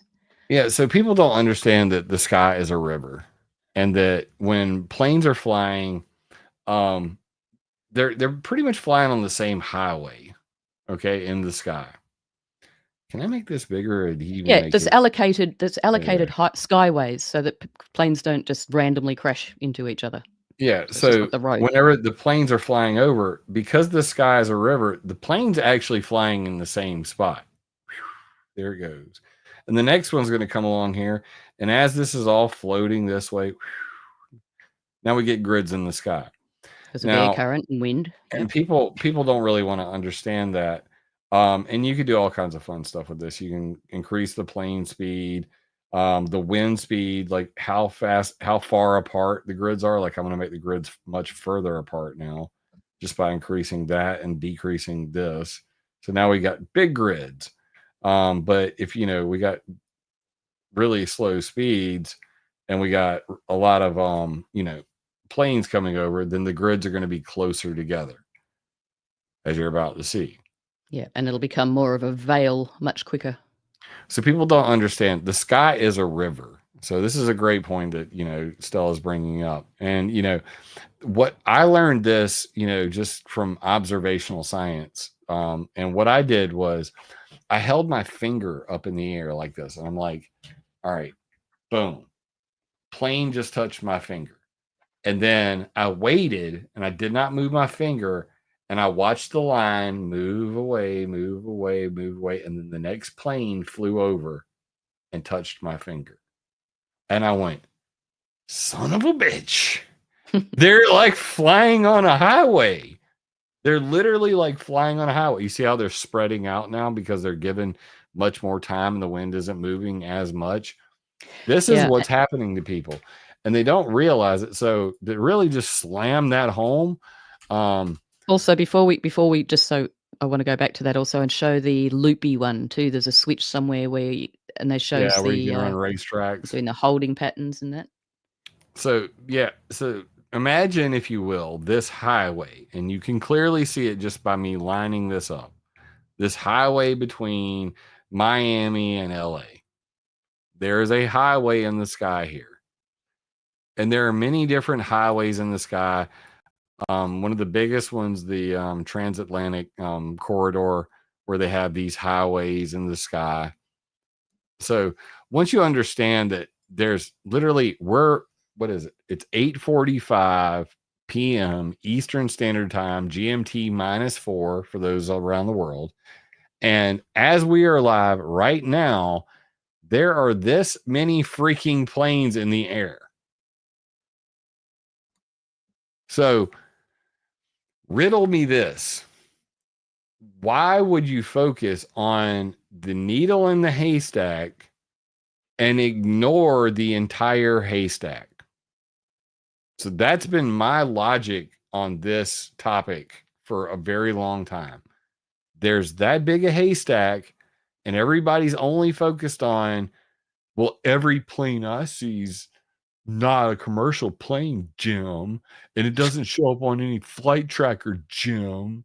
Like, what are you even talking about, Jim? And I'm like, I personally believe you're full of shit. Like, I'm not going to just blindly accept your premise that, every plane you see is a secret government plane. Because if that were the truth, skyvector.com, I've never seen this one before. Ooh, thank you. This has actually got the aeronautical charts. You, sir, just earned a bookmark. I got to put that in my bookmarks. Heads up Discovery display. live. I love new things. Here, I'll trade one with you. Since you're sharing with me, I will give you Signed Hub, and you can track. Oh, I found that one. I know, that but of course you found that from Jeff, but I'm just going to give that one to him. Now, let's trade. You give me flight tracks, I give you balloon chasers. So these are actually the people who release the radio signs that do the vertical soundings. Yeah. I knew exactly what it was whenever you said it. So this is the vertical chart. Let's see. How do you use this? Plan. So then you put in your destination. Okay. My destination is this. Do I click that? Yeah. Oh, nice. See? I'm a fast learner. Have to have fun with this. I could do some interesting things with this on Climate Viewer 3D and just download this into it. But anyway, so like this is how you actually go and make your flight plan. So let's say you're starting here, plan from this, and then we're going to go down here. Boom. Oh, and it tells you how many nautical miles. It's 2,125 nautical miles. And I made just a big figure for. I like it. Neat. Sweet map. I'm going to have to play with that later. New tool. tool for the Drotams kit. Drotams is that like a NOTAM, like a notice to airmen, but for drones? Click on the green dots, he says. All right. So what are we looking at here then? This is drones. Is Yeah, that the right? all show all Drotams. These got to be like no fly zones for drones. Temporary flight restrictions, Drotams. I've never heard of a Drotam. Now you see. Now I gotta freaking look this up. It's pretty cool that they have the METAR for that area when you hover over the green. What is Drotams? Yeah. Explain. Yeah. As far as information goes, it's endless. Yeah, see, so it immediately says NOTAM, notice to airmen, like I said. So what's the difference? This temporary flight restrictions, TFRs for drones? Yeah, it's the drone notice to airmen. It's in the fucking title right there. Sorry. Okay, my initial guess was correct. I'm always right, internet. I'm picking. So yeah, these are drone no-fly zones. NOTAMs are basically notice to airmen. A good example of a NOTAM that I would always point out to people is anytime HARP is on, and people don't know this, they're always like, well, HARP steered the storm, and I'm like, well, there would be a NOTAM to say, do not fly over HARP because you would microwave your plane out of the sky. So there will always be a noticed airman, a NOTAM, over the Gakona flight, Gakona, Alaska HARP facility, if it's turned on. Because legally they have to notify planes, don't fly over the 3.6 million watt sky heater. Maybe it's a bad idea. Yeah, and there's no way that HARP can be on without somebody knowing, because A, I think they publish their timetable, don't they? And B, you've got all the ham radio operators who know exactly what's going on as soon as they turn on, and they all talk amongst themselves. So these are the aeronautical charts, and you can actually see the lines on them. And they have something very similar to this on Flight Radar 24 that Jeff uses all the time. Stella found Signed Hub. Jeff says you found Signed Hub. Yeah, that's what I not said. the other way around. Posing before, because it was a bit of a miracle, but or an accident, let's say. Nice. In my research, very nice. Yeah, I love doing that. You go off you go off to look at one thing, and you just end up on some other tentacle a million miles away from where you started. I am with map porn. I mean, this is map porn. I mean, look at how gorgeous this is. This is like a full resolution scan, and they've turned it to vector, man. We used to have to study these in school. I went to school for air traffic control and airline dispatch, and this was, what we were looking at 90% of the time. Well, I was born on Vandenberg Space Force Base, so I want to go take a peek over there real quick, because I know there's got to be some shit over there. And while you're finding that, Jim, excuse me, could you just answer a question? Like, if we're talking about reducing people's fear, and I know that that's a goal of whether or not with Stella and Jeff, the project that they work on, and a lot of your education as well. So but what can reduce the fear? So even if it's not what people thought that it was with they're spraying us, the chemtrails and all that stuff, but you're saying like we still have 45 million flights a day, and that is what is causing, some of the issues. So where in that can somebody who, like myself, who's not very educated on that, say, okay, I don't need to worry about it? Thanks for asking that, Ashley, because I came into this thing and this was going to go a completely different direction, and I'm learning a lot. Yeah, so like for me, it's like, I think of it like this. You still should be concerned. Like I've engaged with both sides, all right? From the chemtrail people's side, I feel like there's a lot of disinformation and they're confused. And to the people who are completely uninitiated, they've done no research, they've just seen a couple TikToks. I don't blame you for thinking what you think.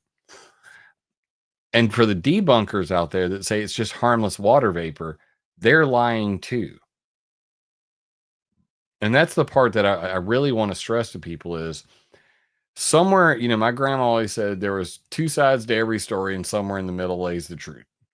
So I would maintain that planes making clouds blocking out sunlight have a psychological effect on people more than anything else.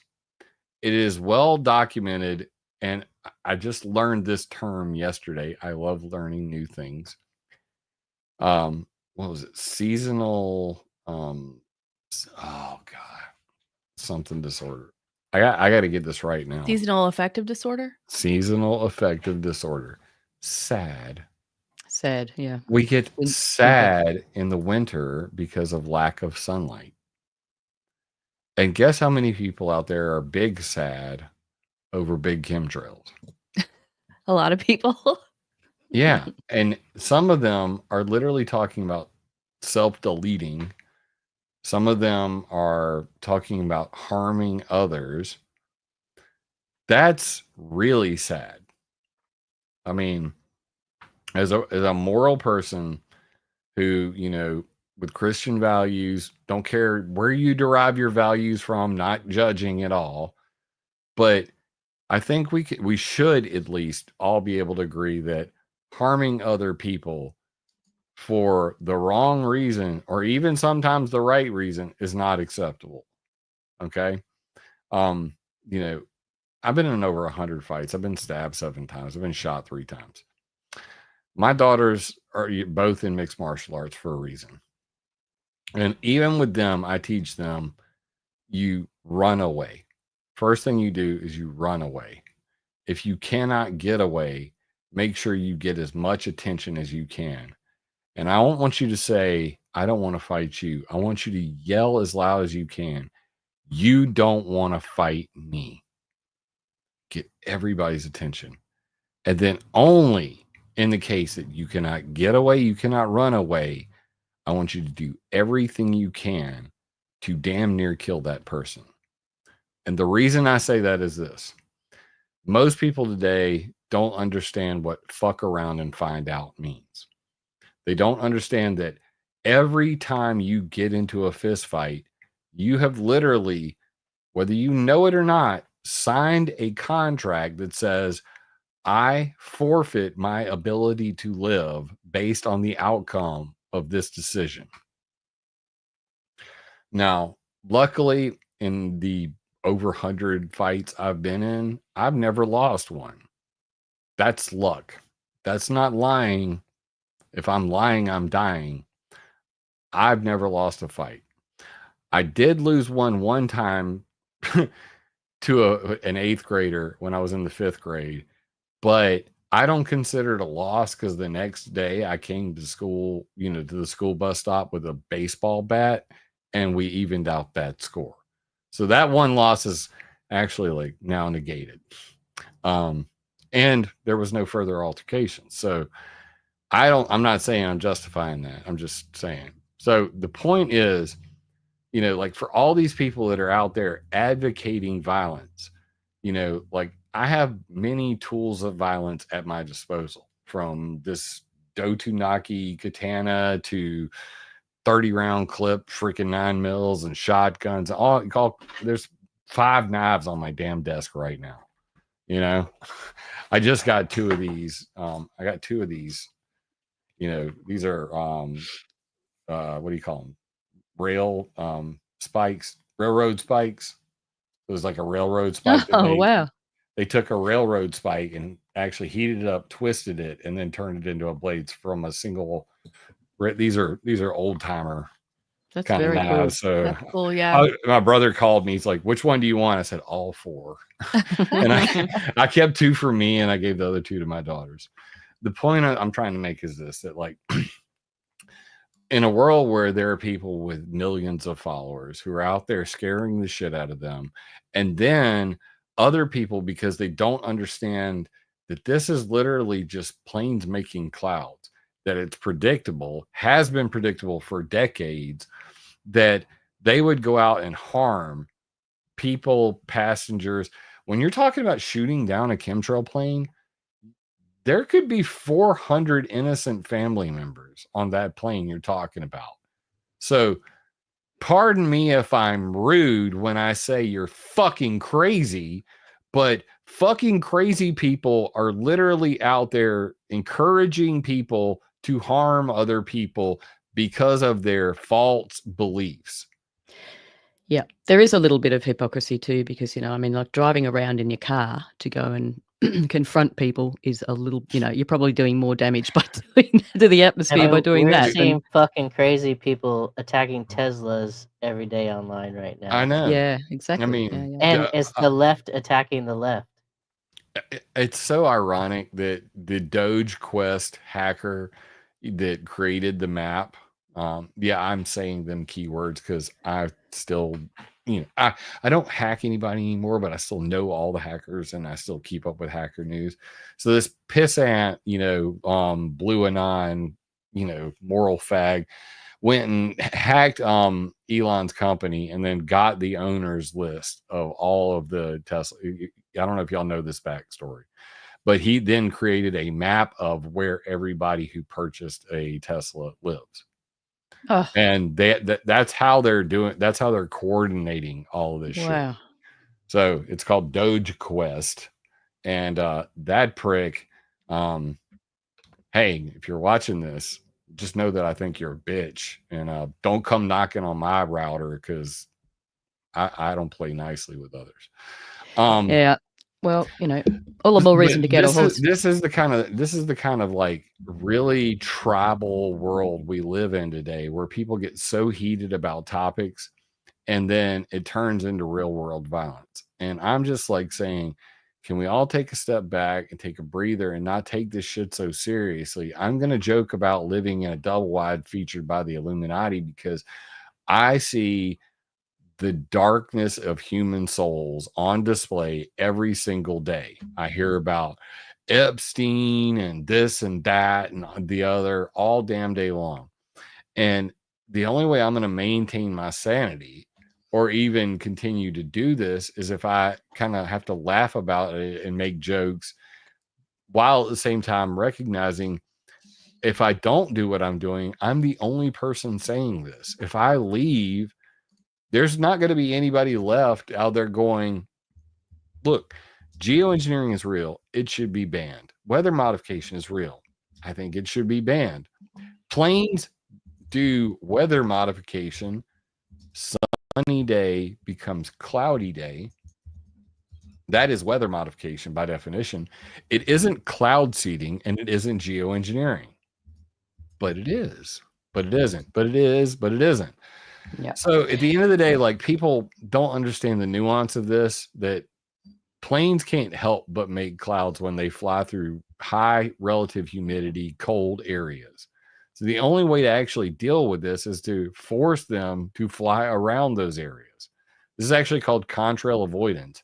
Bill Gates, for everybody who hates his guts, is literally talking about geoengineering the whole damn planet by creating cooling contrails and no warming contrails. So this is even deeper into the discussion. Like you first have to be able to accept that contrails are real, that it isn't just all pumps and pipes. And once you understand that planes can make contrails and they turn into cirrus clouds, and some of those cirrus clouds actually turn into warming cirrus clouds. Like, what the hell's a warming contrail? Like, what are you even talking about? I think Jim's high. No, like literally there is contrails.org, and I'll show you guys this. This is literally Bill Gates' company. Basically just saying the quiet part out loud that I've been saying for quite some time. No, there are people who would like to take advantage of this. So if you go to contrails.org, they're literally talking about doing, contrail avoidance because these clouds they make trap heat at the ground. They are a greenhouse, a artificially created greenhouse made by planes. So what are they going to do about it? Just 5% of the flights could avoid up to 80% of contrail warming? So anyway, if you go back to the top of the page, this is made by Bill Gates Breakthrough Energy. And you see right here, Contrail map. And you can see right there, this is night. You can see the nighttime. These are all red because they are at night. So all of these contrails, which have now moved off the coast, this is from yesterday. So this is April 25th. And here you see blue, where blue says these contrails have a net cooling effect by reflecting incoming solar radiation.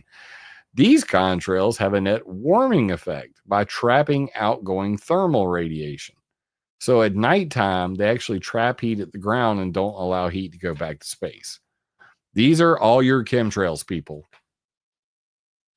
And Bill Gates is just like putting it in your face right here at the bottom. Copyright Breakthrough Energy. Anybody can go Google this. I'm not going to like hold your hand and walk you through it and bore, these three fine hosts. Stella's it's pretty straightforward, isn't it? What I would like you to do, if you wouldn't mind, Jim, we just quickly just go back to that Contrail simulator, and could we just have a look at the loopy holding pattern type grid effect that it has? Because a lot of people talk about the racetrack button. Oh, I don't know. I think that's actually a different one though, isn't it?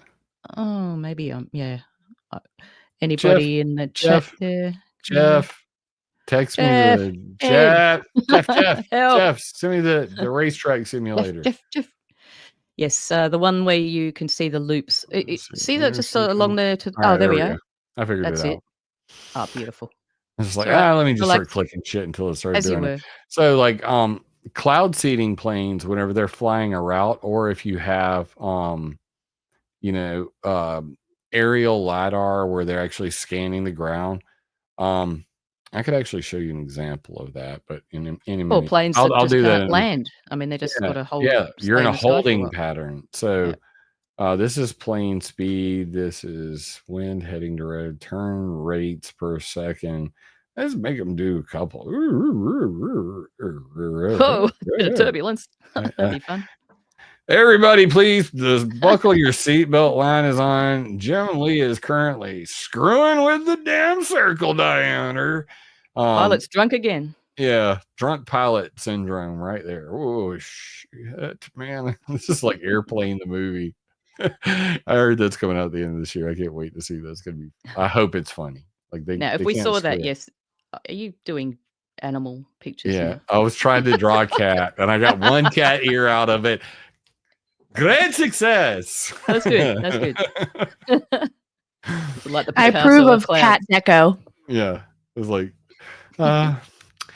it's one Yan cat chemtrail.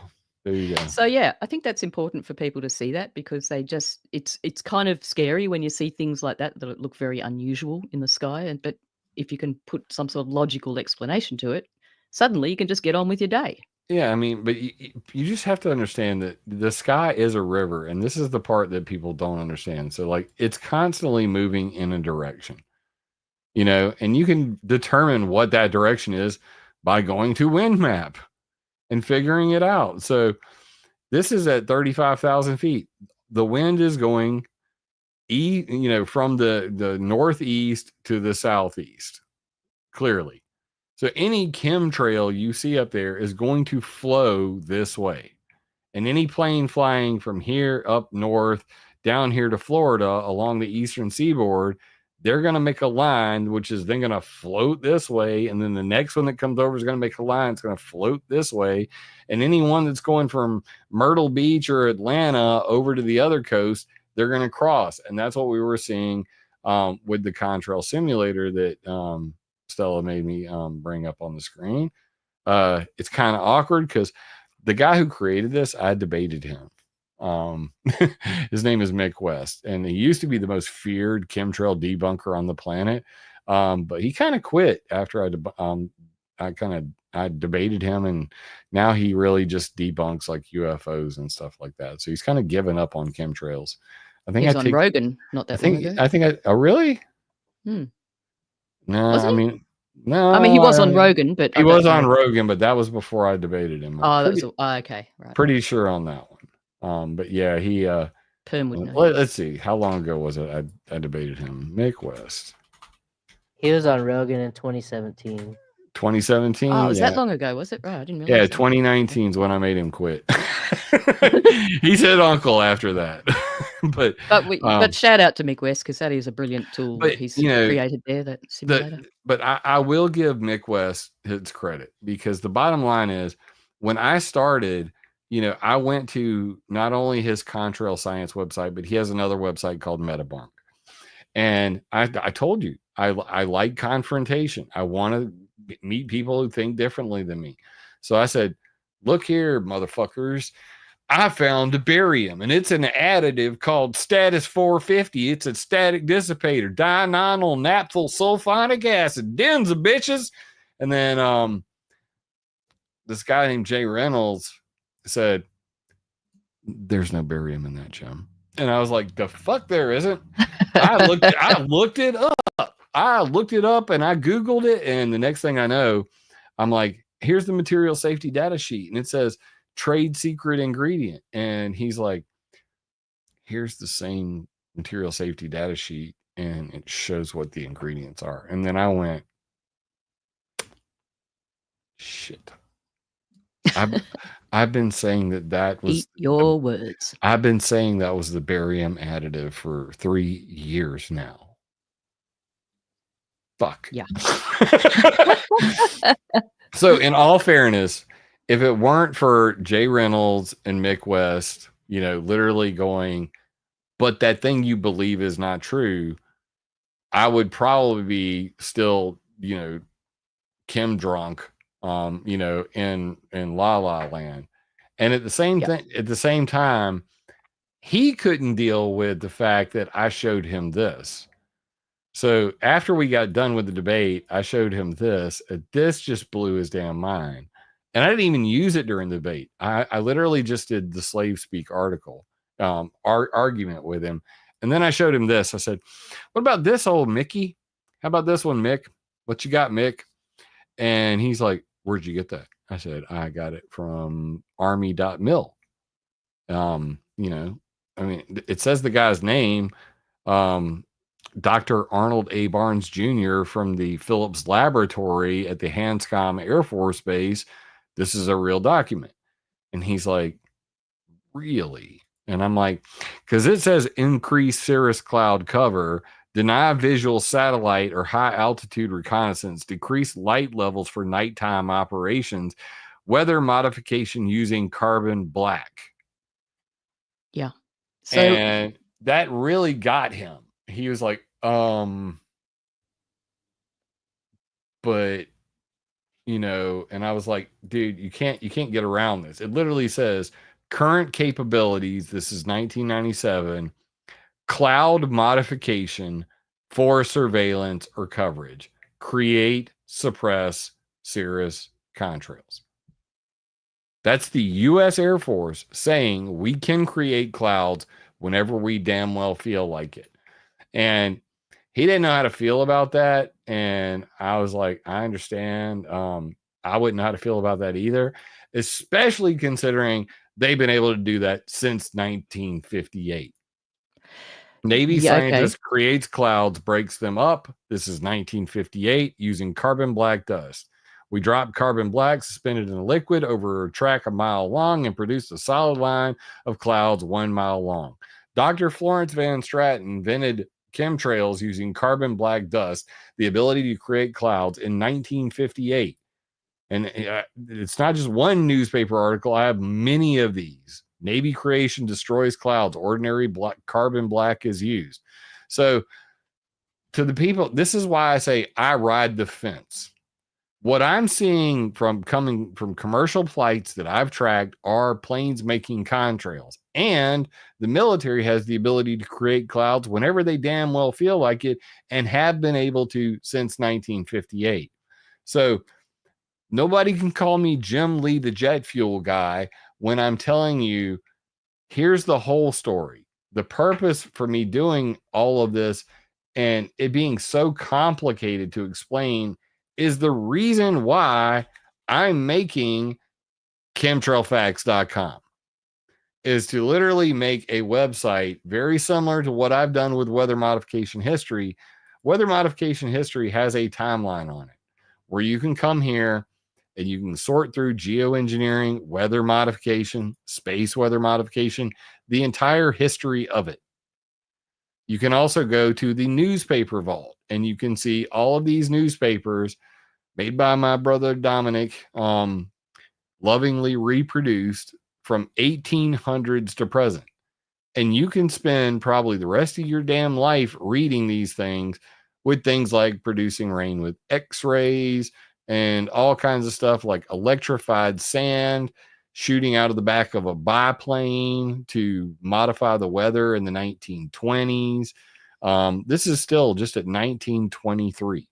Acoustics as well as Yeah, muck around with acoustics a bit. yeah, and then your Tesla towers. I mean, you always got to throw those in there, right? So like when people don't know about this history, there's a dude actually putting electrified sand, blast clouds with sand. It was a thing, till basically until Silver Iodide came along.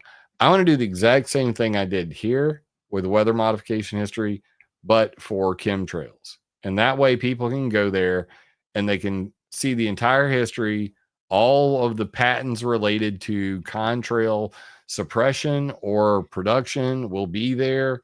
You can come down here, you can just go to the search and say, let's look up hurricanes. Can they modify hurricanes? There's 45 patents for modifying hurricanes. Well, what do they look like? They look like this, So you can just literally, this is from Taiwan. I have all of them from around the world. So how do you find all of these documents that you like, all the newspaper articles, all of that stuff? Do you just have good sources that you reliably go to, or you're just collecting? I mean, just from an overall research perspective. I'm a hacker. I mean, once you understand how the internet works, finding things on the internet is very good. It's very easy. A great example. If I go to Google and I type in weather modification, let's just do that one. You know what? Let's just do geoengineering. That just sounds like a simple word. So I go geoengineering. I'm not going to get a lot. How about I want to look for geoengineering only on government websites? Now I just type site:/.gov. Now I'm only going to get congress.gov, noaa.gov, NIH, Institute of Health.gov. I'm only searching government websites now. Ooh, powerful tools. This .site:/. There's an entire cheat sheet of NSA tools that are built into Google for you to search for things that normally you wouldn't be able to find. But you know what? Let's look up .mil. How about only military websites? Yes. And I may need to have a side conversation with you about this, because there's been something not weather related at all that I have been trying to find stuff on, and I really have been kind of spinning my wheels. And I have done the site.cia, but I still have been sort of struggling. So anyway, go ahead. So what the hell is a CRS report doing on dtse.mil? That's just weird. Immediately I'm going, huh? A new security framework for geoengineering, CDR law, and it's on airuniversity.airforce.mil. So this is how I find things. This is how I've been able to find a lot of things. And a lot of things, I'm going through old articles, or I'll come and I'll go all the way to the bottom and then I'll look for references. Usually they'll have some references, and there's a reference right here. I'll click that and see if it works. If it doesn't work, then I'm going straight to archive.org. I literally wrote some JavaScript where I can go research, check archive, and it actually says JavaScript location .href equals add this web.archive. So I can just click that, and it'll actually check archive.org for any archived versions of that URL. Wow. And then I can pop over here to 2016 to the original version and see if they actually modified it from what it originally said to what it says today. So having these tools are kind of priceless. being just understanding how the internet works and being able to rip through things really quickly. Like, for example, Dominic was able to find all these newspapers, and for people don't really have an idea of how tough pulling off this image is. He's literally going to news.google.com. He's getting the header from the first page, the front page that has the time, the date, and all that.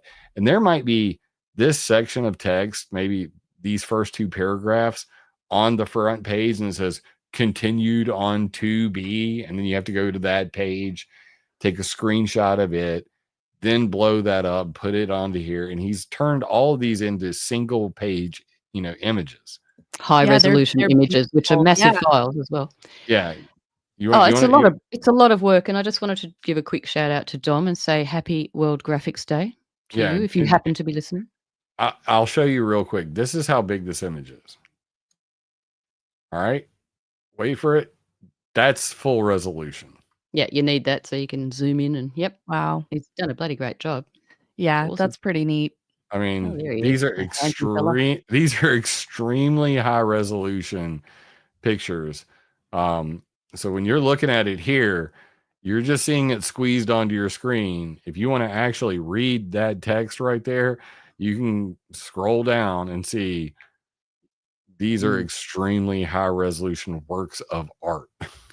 It would have been absolutely useless if you hadn't have done that. So yeah, good job. Yeah, bravo. Yes, the microfiche.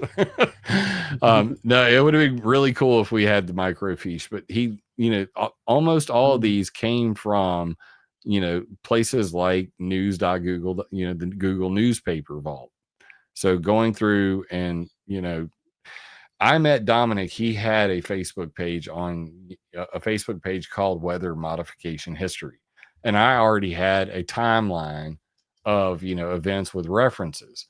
So I said, hey, why don't we work together? And I like the name Weather Modification History. Why don't I just buy the domain and let's work together? And I mean, honestly, he's been my best friend ever since. I mean, that's awesome. I met him in 2015, and earlier today, I was literally talking to him about fixing his damn computer for like the 15th time. But he created this logo right here. Like I said, I want a new logo for Climate Viewer, and I want it to be an eyeball because it always triggers the hell out of people. So being the graphical genius that he is, and most people do not even notice this. I'm talking to you, Catherine. Sorry, you dumb bitch. Anyway, the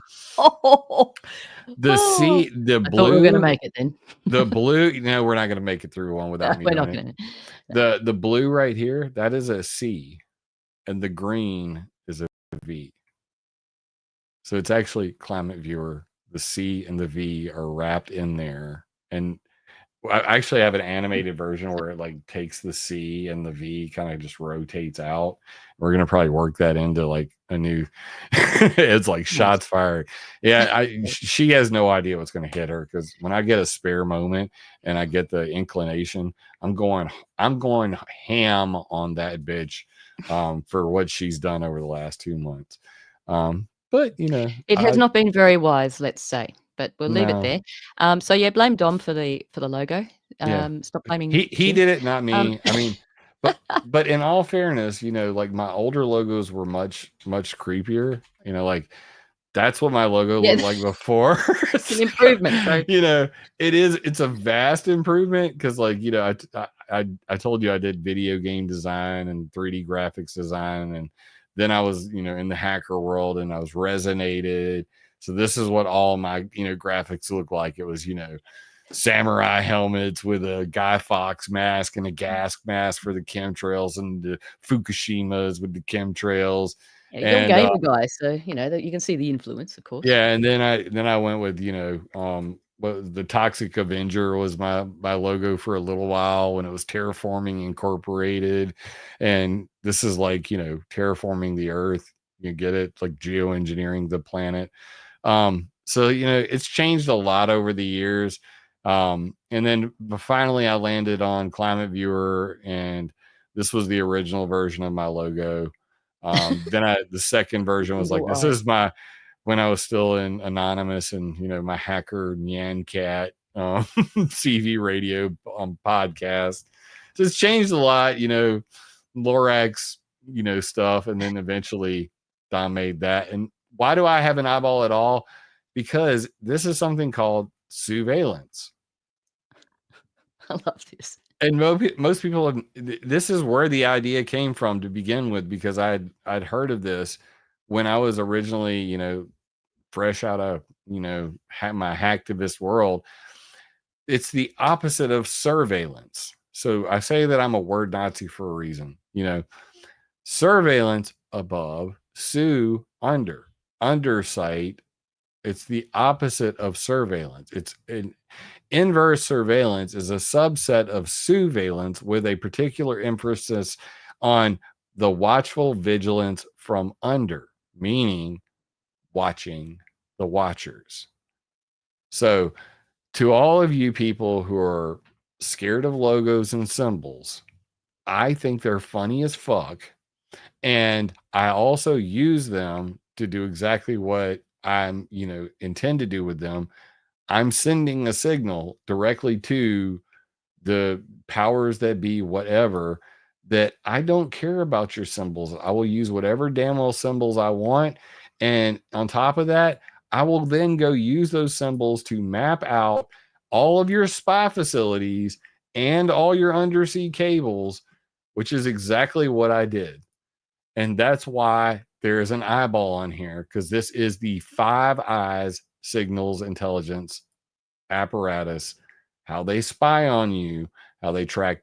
They're recording this conversation we're having right now.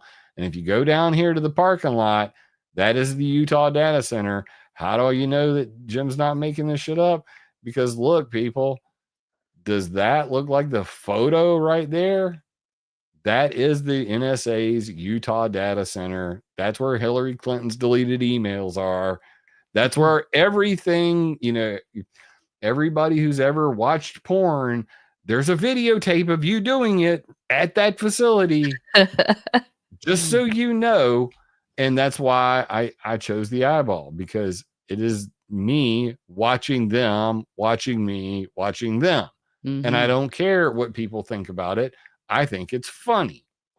Yeah, and yet again, looking for the needle in the haystack and missing the haystack, because look at all the incredibly great work that you do and all the exposés that you have, created and all, publicly made public. Stella, and all the work that you've done and the time that uh, you've dedicated away from your family, etc., to do all this, but it's all about the eyeball. What the hell is a Humpty Doo transmitting station? I mean, I was. You haven't been anywhere until you've been to Humpty Doo. Humpty Doo. Is it actually a place? Yeah, it is. It is actually. You want to fight about it? We have a town here called Hump Tulips. Oh, really? I love it. There's I love these backstories. It's always great. And this is I live near a place. Alice Springs is probably the most top secret place in Oh, that's Pine Gap. Yeah, Pine Gap. Yeah. That's a little bit southwest, a little bit of Alice Springs itself. But yeah. Even none of the prime ministers except one was allowed ever to go down there. Yeah, because it's part of the Five Eyes Spy Surveillance Network, and it's part of the Stone Ghost Network. Yep. So, like, when I was mapping this out, it was still called Echelon. Yeah. Snowden had not, came out and did his thing. I already had a map of all these facilities, and I just called it my Echelon map. And this was actually on that Google Earth forum, bringing us full circle to where we started. I had all these spy facilities on that Google Earth map, collection. And that's why it was the #1 map on the Google Earth community, because of the military intelligence stuff that was all over it, until I fucked around and put cloud seeding in there. And then now I'm a tinfoil hatter because I mentioned weather modification. So it's kind of ironic. People are calling me an agent, and I'm going and putting, potentially my life at risk, putting together maps like this. It's just, I don't know. You tell me. Maybe I'm the crazy one. Hey Jim, I have a question. I was playing around with your climate viewer a little earlier, and I had clicked on the energy and pollution, and noticed that there was only like one spot in the entire United States that had an area highlighted, I guess I'll say, and it was in my area. So I was curious. Underneath the thing, it says 10 most radioactive locations on Earth. Oh, okay, yeah. So that was a specific. You're probably are you talking about 3 Mile Island? No, this is Eastern Washington. Oh, shit! You're near that. Well, I'm on the western side of the You don't wanna hear mountains, that. Okay. I was gonna say, I was like, that's very comforting, very yeah. reassuring. but maybe I If you don't never want to wanna hear that. I mean, you're near the Hanford nuclear site. Okay, so That's exactly what I'm looking at. yeah, Hanford. so the Hanford was like, all right, for one, it's one of our largest nuclear waste facilities. Oh, great. There's people in chat laughing right now. But you can look it up. Hanford nuclear site. They've had many different accidents, many different spills, many different, yeah, lots of occasions where mostly people working at the site got harmed by something going on. A couple of times where you said you're on the western side of it. Yeah, I'm on the west side of the mountains, luckily. Okay, you're probably fine. Just because generally the air moves from west to east, so you're not downwind of it. You're probably fine. Okay, cool. But yeah, it's a creepy facility. This is actually one of the very first nuclear reactors ever built in America were at this site. And you know, some of the test site, not let's just put it this way. What's a nice way to say this? A lot of creepy experiments on nuclear science happened at this place, and a lot of nuclear waste is stored at this place. So that's why it's on the list of 10 most radioactive places in the world, because unlike all those nuclear detonations you saw down in Nevada, and a lot of people got sick from that, they were actually called the downwinders. This is the general term for people who were downwind of the Nevada nuclear detonation sites. We're at, you know, over time with, you know, it's a miracle that, you know, like my dad was born in 1950. So we think about like all those nuclear detonations that happened. There's 2,615 nuclear detonations on that map. If really, like, if everything we're told about nuclear was as bad as they say, then why are my parents, you know, not glowing with a third arm? Does that make sense? I mean, because sure. we literally detonated over 2,000 Absolutely. nuclear bombs, you know. So when we're told that, you know, oh, it would be the end of the planet, you know, like if we had a nuclear war and, you know, nuclear winter and all this stuff, and I'm like, but you also detonated over 2,000 nuclear bombs, bro, and like everybody in the world isn't radioactive. And even though Fukushima happened and I thought it was bad, and I told my kids to stay out of the rain, you know, during that time, by one kid, because I didn't have the second one yet, get it right. You know, like you had Obama on the TV saying everything's fine, everybody calm down, nothing to worry about, totally chill.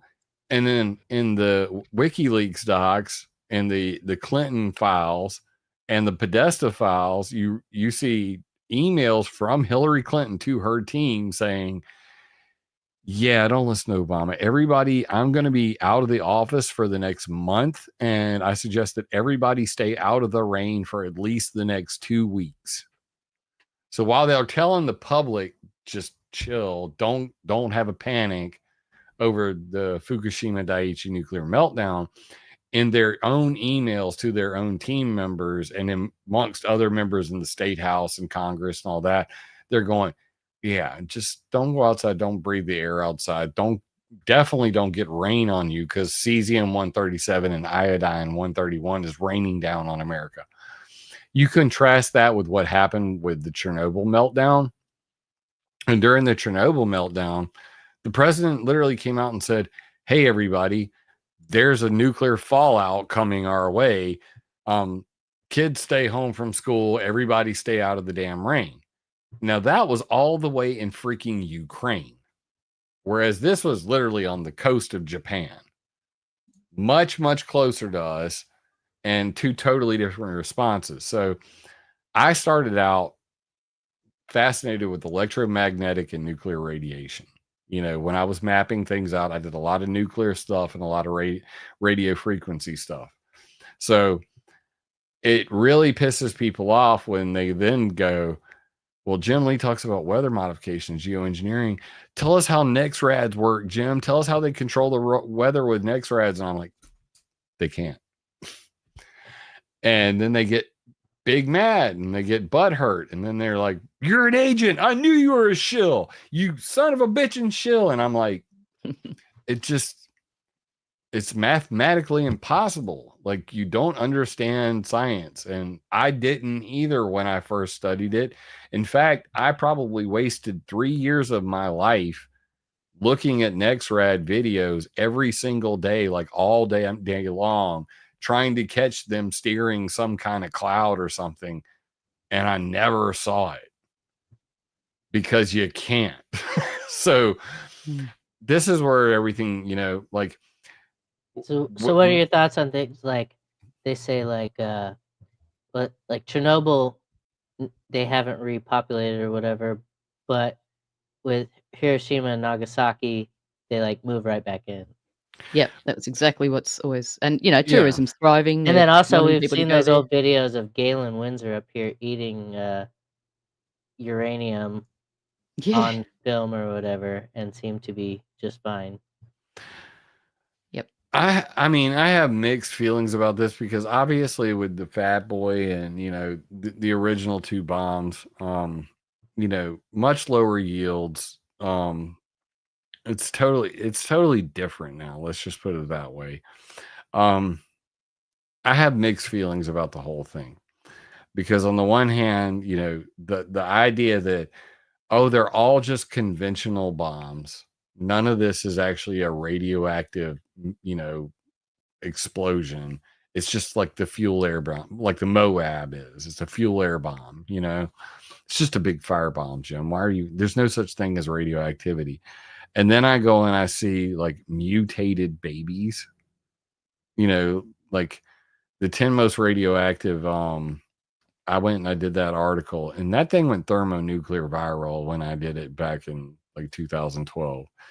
And there's like literally, like, you would not believe some of the original photos of people that have mutations all over their bodies, or mutated children with birth defects, you know, from Chernobyl, from Kazakhstan, from all these different locations.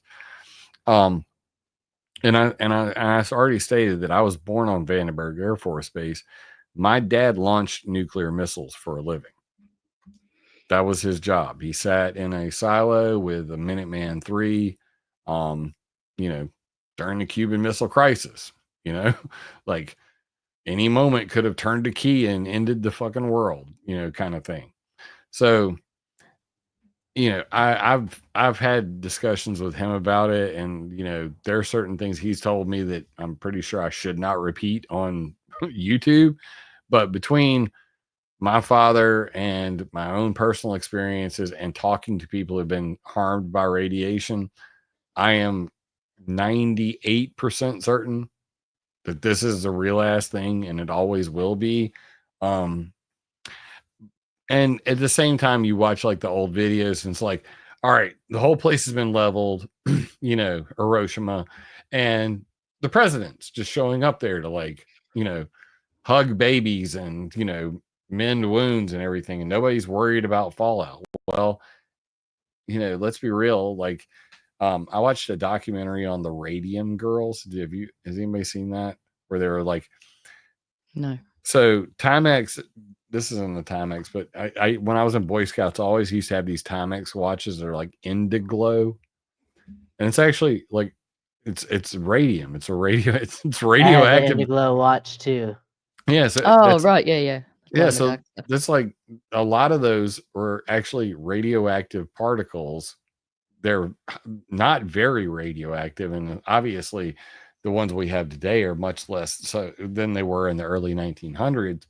But they were, there's this documentary called The Radium Girls, and it's literally about these people that would, they'd be licking their, brush and then dipping it in radium and painting the faces of watches and stuff to make them glow in the dark. And their hair was falling out and their teeth were falling out, and nobody understood until finally they had like a class action lawsuit and won. And that's when we realized that, I mean, what is it? Marie Curie, the one that it's, oh, go look at what happened radium, to her. isn't it? Yeah. I mean, then And her there's husband. the hell core. I mean, have you heard of that thing? Oh God. Rings a bell. Anyway, I don't want to get too creepy. About Yeah, this stuff, that's but- another show. I mean, there's also the possibility that we are being shown photographs of, when you talk about the mutated babies and what have you. It's a demon core. Hold on. demon core. Yes. Yeah. I'll just show this real quick. And All right. We'll leave it alone, okay? Because I mean, these are one of those things that you just go, oh damn. So the demon core refers to a 14-pound subcritical mass of plutonium that was subject to fatal accident in 1946. That's right. Yeah, and this is like dropped a this is some of screwdriver into your it. some of your Hanford Hanford site material, basically, where they were testing these things and they didn't know how bad the demon core accident. And you go look this thing up, and you can go just straight to that's creepy, bro. I mean, that's hella creepy, and they literally call it the demon core for a reason, because nobody knew how bad this thing was actually going to be and how many people it killed along the way. But if you want to see some really graphic photos, just go to the. I'm not gonna ruin your show by like giving you a copyright strike, but it's go look it amazing up yourself. Something like that, which is so deadly and destructive, and somebody drops a screwdriver into it and has an accident, and then you've got the Hadron Collider as well, where somebody dropped a bagel into it. Do you remember that? God, yeah. I mean, it's It's just trust the crazy. science. Yeah, I mean, I was watching what was that show? I think it's the three body project problem, where the guy like steps in front of maybe it wasn't that. Anyway, I'm having too many thoughts. Yeah, they're doing a lot of creepy things, and you never know what's going to go wrong. But you know what? Scientists always ask the question, can I, instead of should I? And that's really where I draw the line with these people, especially when it comes to geoengineering. You brought it up earlier, so I want to kind of like bring this thing home.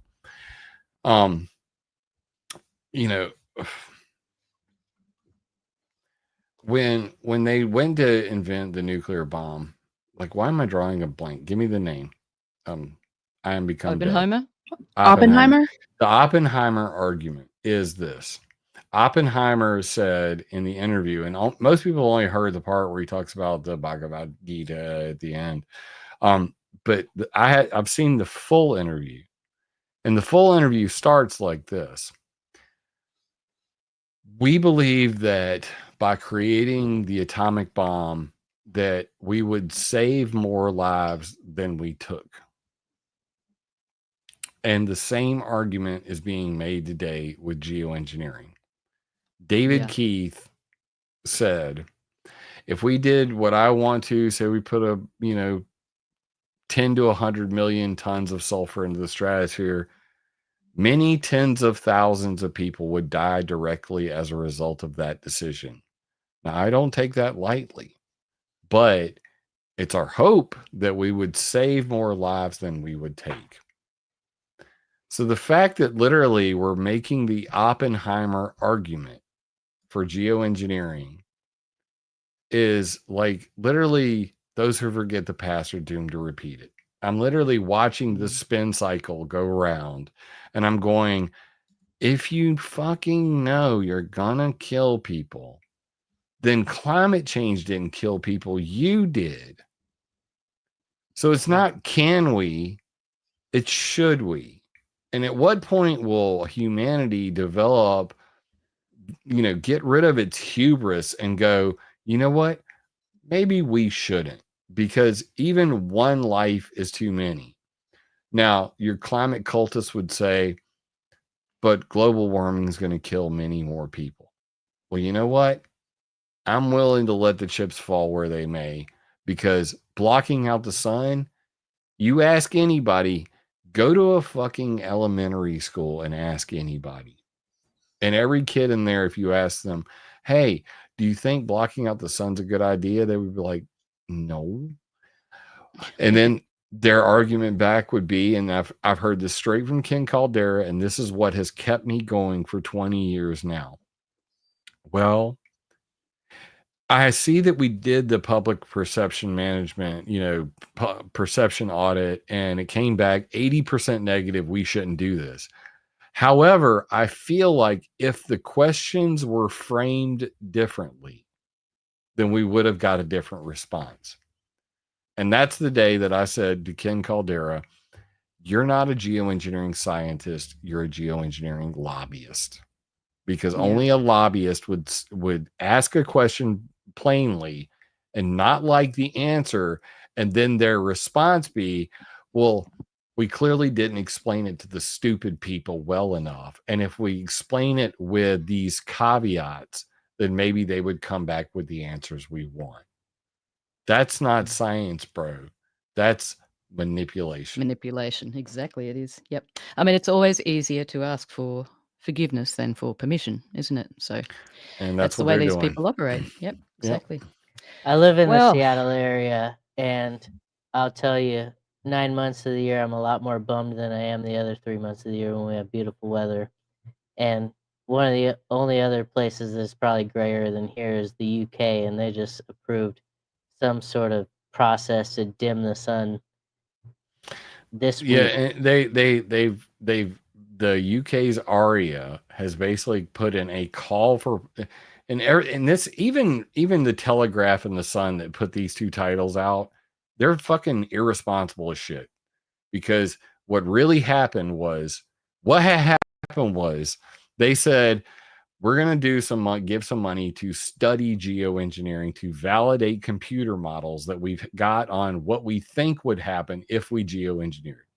So put your proposals in, and we will then decide who we award money to. I literally talked to Andrew Lockley, who did the Satan project. I have him on speed dial. If you don't believe me, I'll show you on my freaking phone.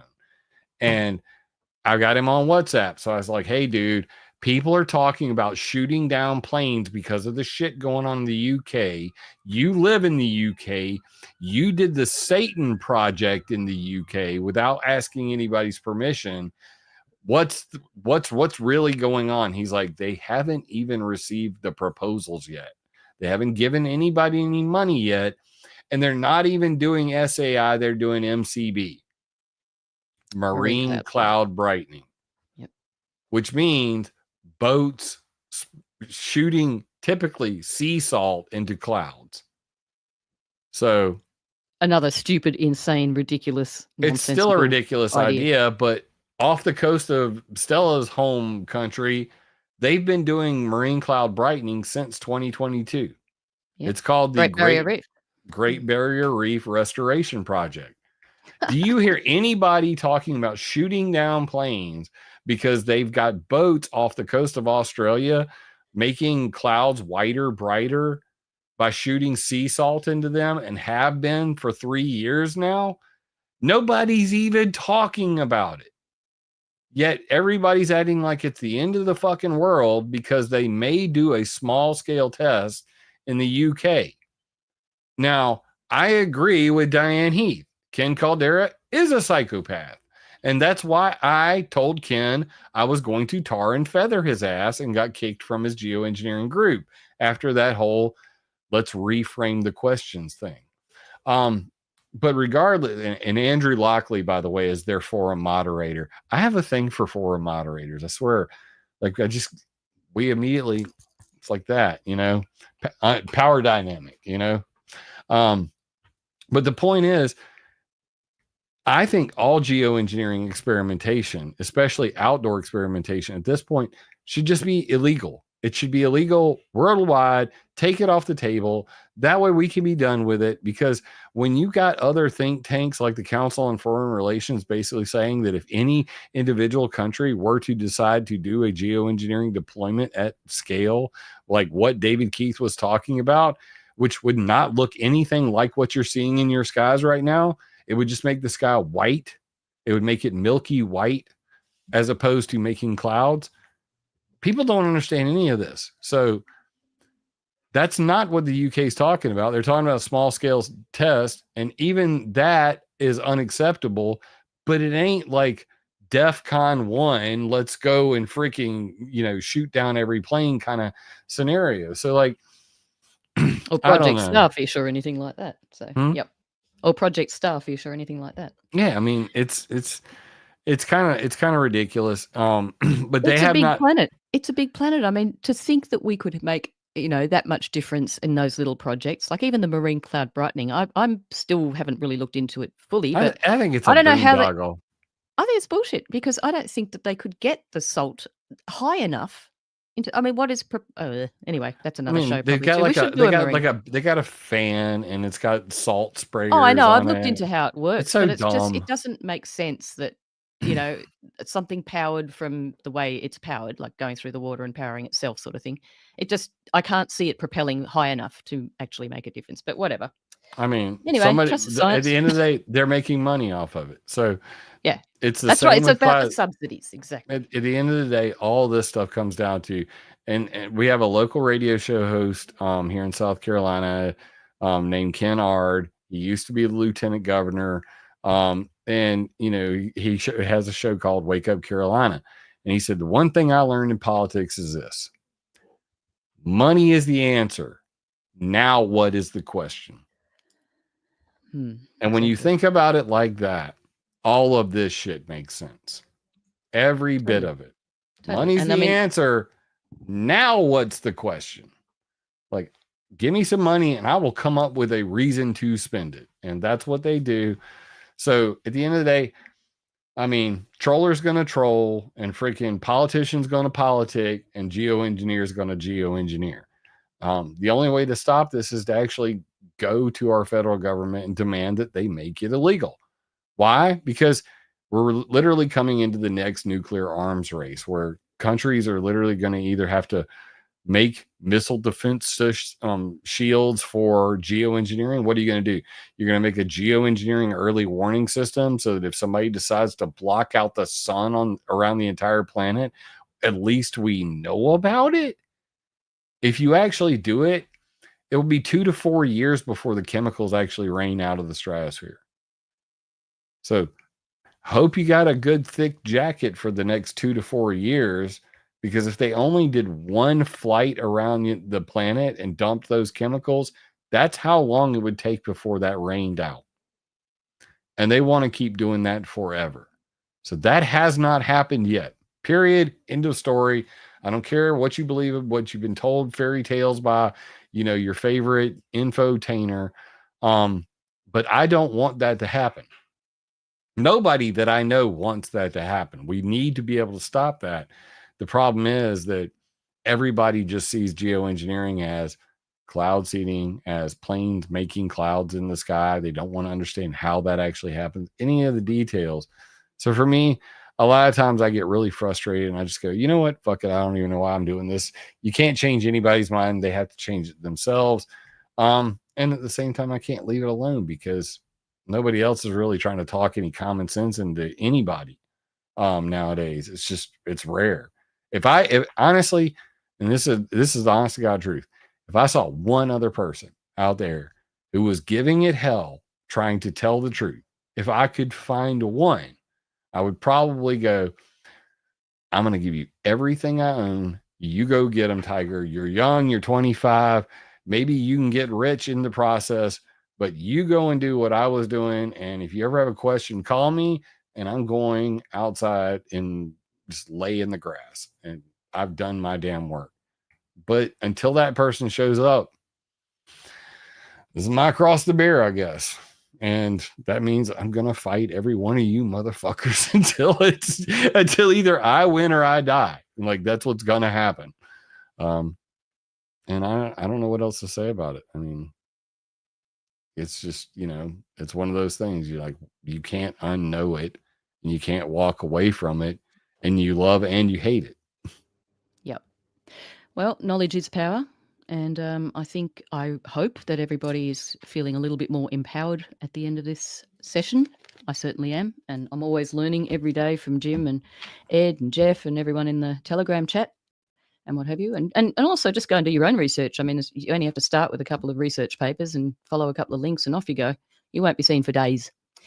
And also, of course, check out climateviewer.com, climateviewer.org, weathermodification.com. One of them. Anyway, you'll find them all on Jim's site. Weather modification history. Just go to connect.climateviewer.com. That links to all of the above. Yes, do that. Connect.climateviewer.com. It's like my Linktree. And soon to come, chemtrailfacts.com. Yeah, pretty soon. Yep, I say soon, but I'm a perfectionist and I'm anal AF when it comes to like getting the details right. So who knows? Yep, I can relate to that. Absolutely. All right. Well, thank you so much for your generous time, because I know that you're pretty much a guy in demand at the moment. And also just take the opportunity. I've been telling everybody no, but Stella, you asked, and I was like, certainly. Thanks a lot, Jim. It was great man. meeting you and learning from you. Yeah, very much appreciated your time. We know you're super busy, but we're very grateful. I enjoy running my mouth when it's not like I'm on the spot, and the thing is, like, a lot of times I go on podcasts and I can literally tell when the people I'm hanging out with, they don't really give a shit about anything I have to say, or they're just like, they're just all in the chat and they're like, okay. And then I catch them and I'm like, you know what I mean? You know what I mean? Yeah. Do you know what I mean? And they're like, oh. I'm not just someone here to fill your air, and I can run my mouth for 4 hours straight, but damn doing that. You know what I mean? I am down with OPP. I love other people's podcasts. Yeah. Awesome. But awesome. Well, I don't want to blow carbon black up your exhaust, but I just want to say thank you very much for the years and years of tireless passion and thankless effort that you've put in. And thank you for keeping on going with all that, because it's an absolute treasure trove of information and understanding and education and fearlessness when you come out the other side, because there's a lot of things we don't really need to be as fearful of as whoever, big T, little t, they, whoever it is that's speaking the rubbish, the verbal vomit. So it's all about education, and you're the man. So thank you very much for being here. Thank you, everyone, as well, for hanging out in the chat. It's been a long one, so if you're all still there, thank you. And also, have a look at Stella Q Australia on YouTube channel, which subscribe. Is the podcast, Whether or Not. That's me and Jeff sort of explain a few things. There's going to be more shows coming, but we don't care about algorithms and timing and all that stuff. We just do it when we feel like it. Ashley, where on earth in the ether could we find the unknowns, if one so desired? Well, Stella, I'm glad you asked. You can find us over at our Linktree page at unionoftheunknowns.com. That will give you all the myriad ways to get in touch with us, from email, Twitter handles, our Discord, and any other various means. So back to you, Stella. Beautiful. All right. Nice landing. Mission accomplished. Thank you for your company, ladies and gents. Thank you, ball boys. And until we meet again in the space-time continuum, take care, everyone. Thanks for sticking around.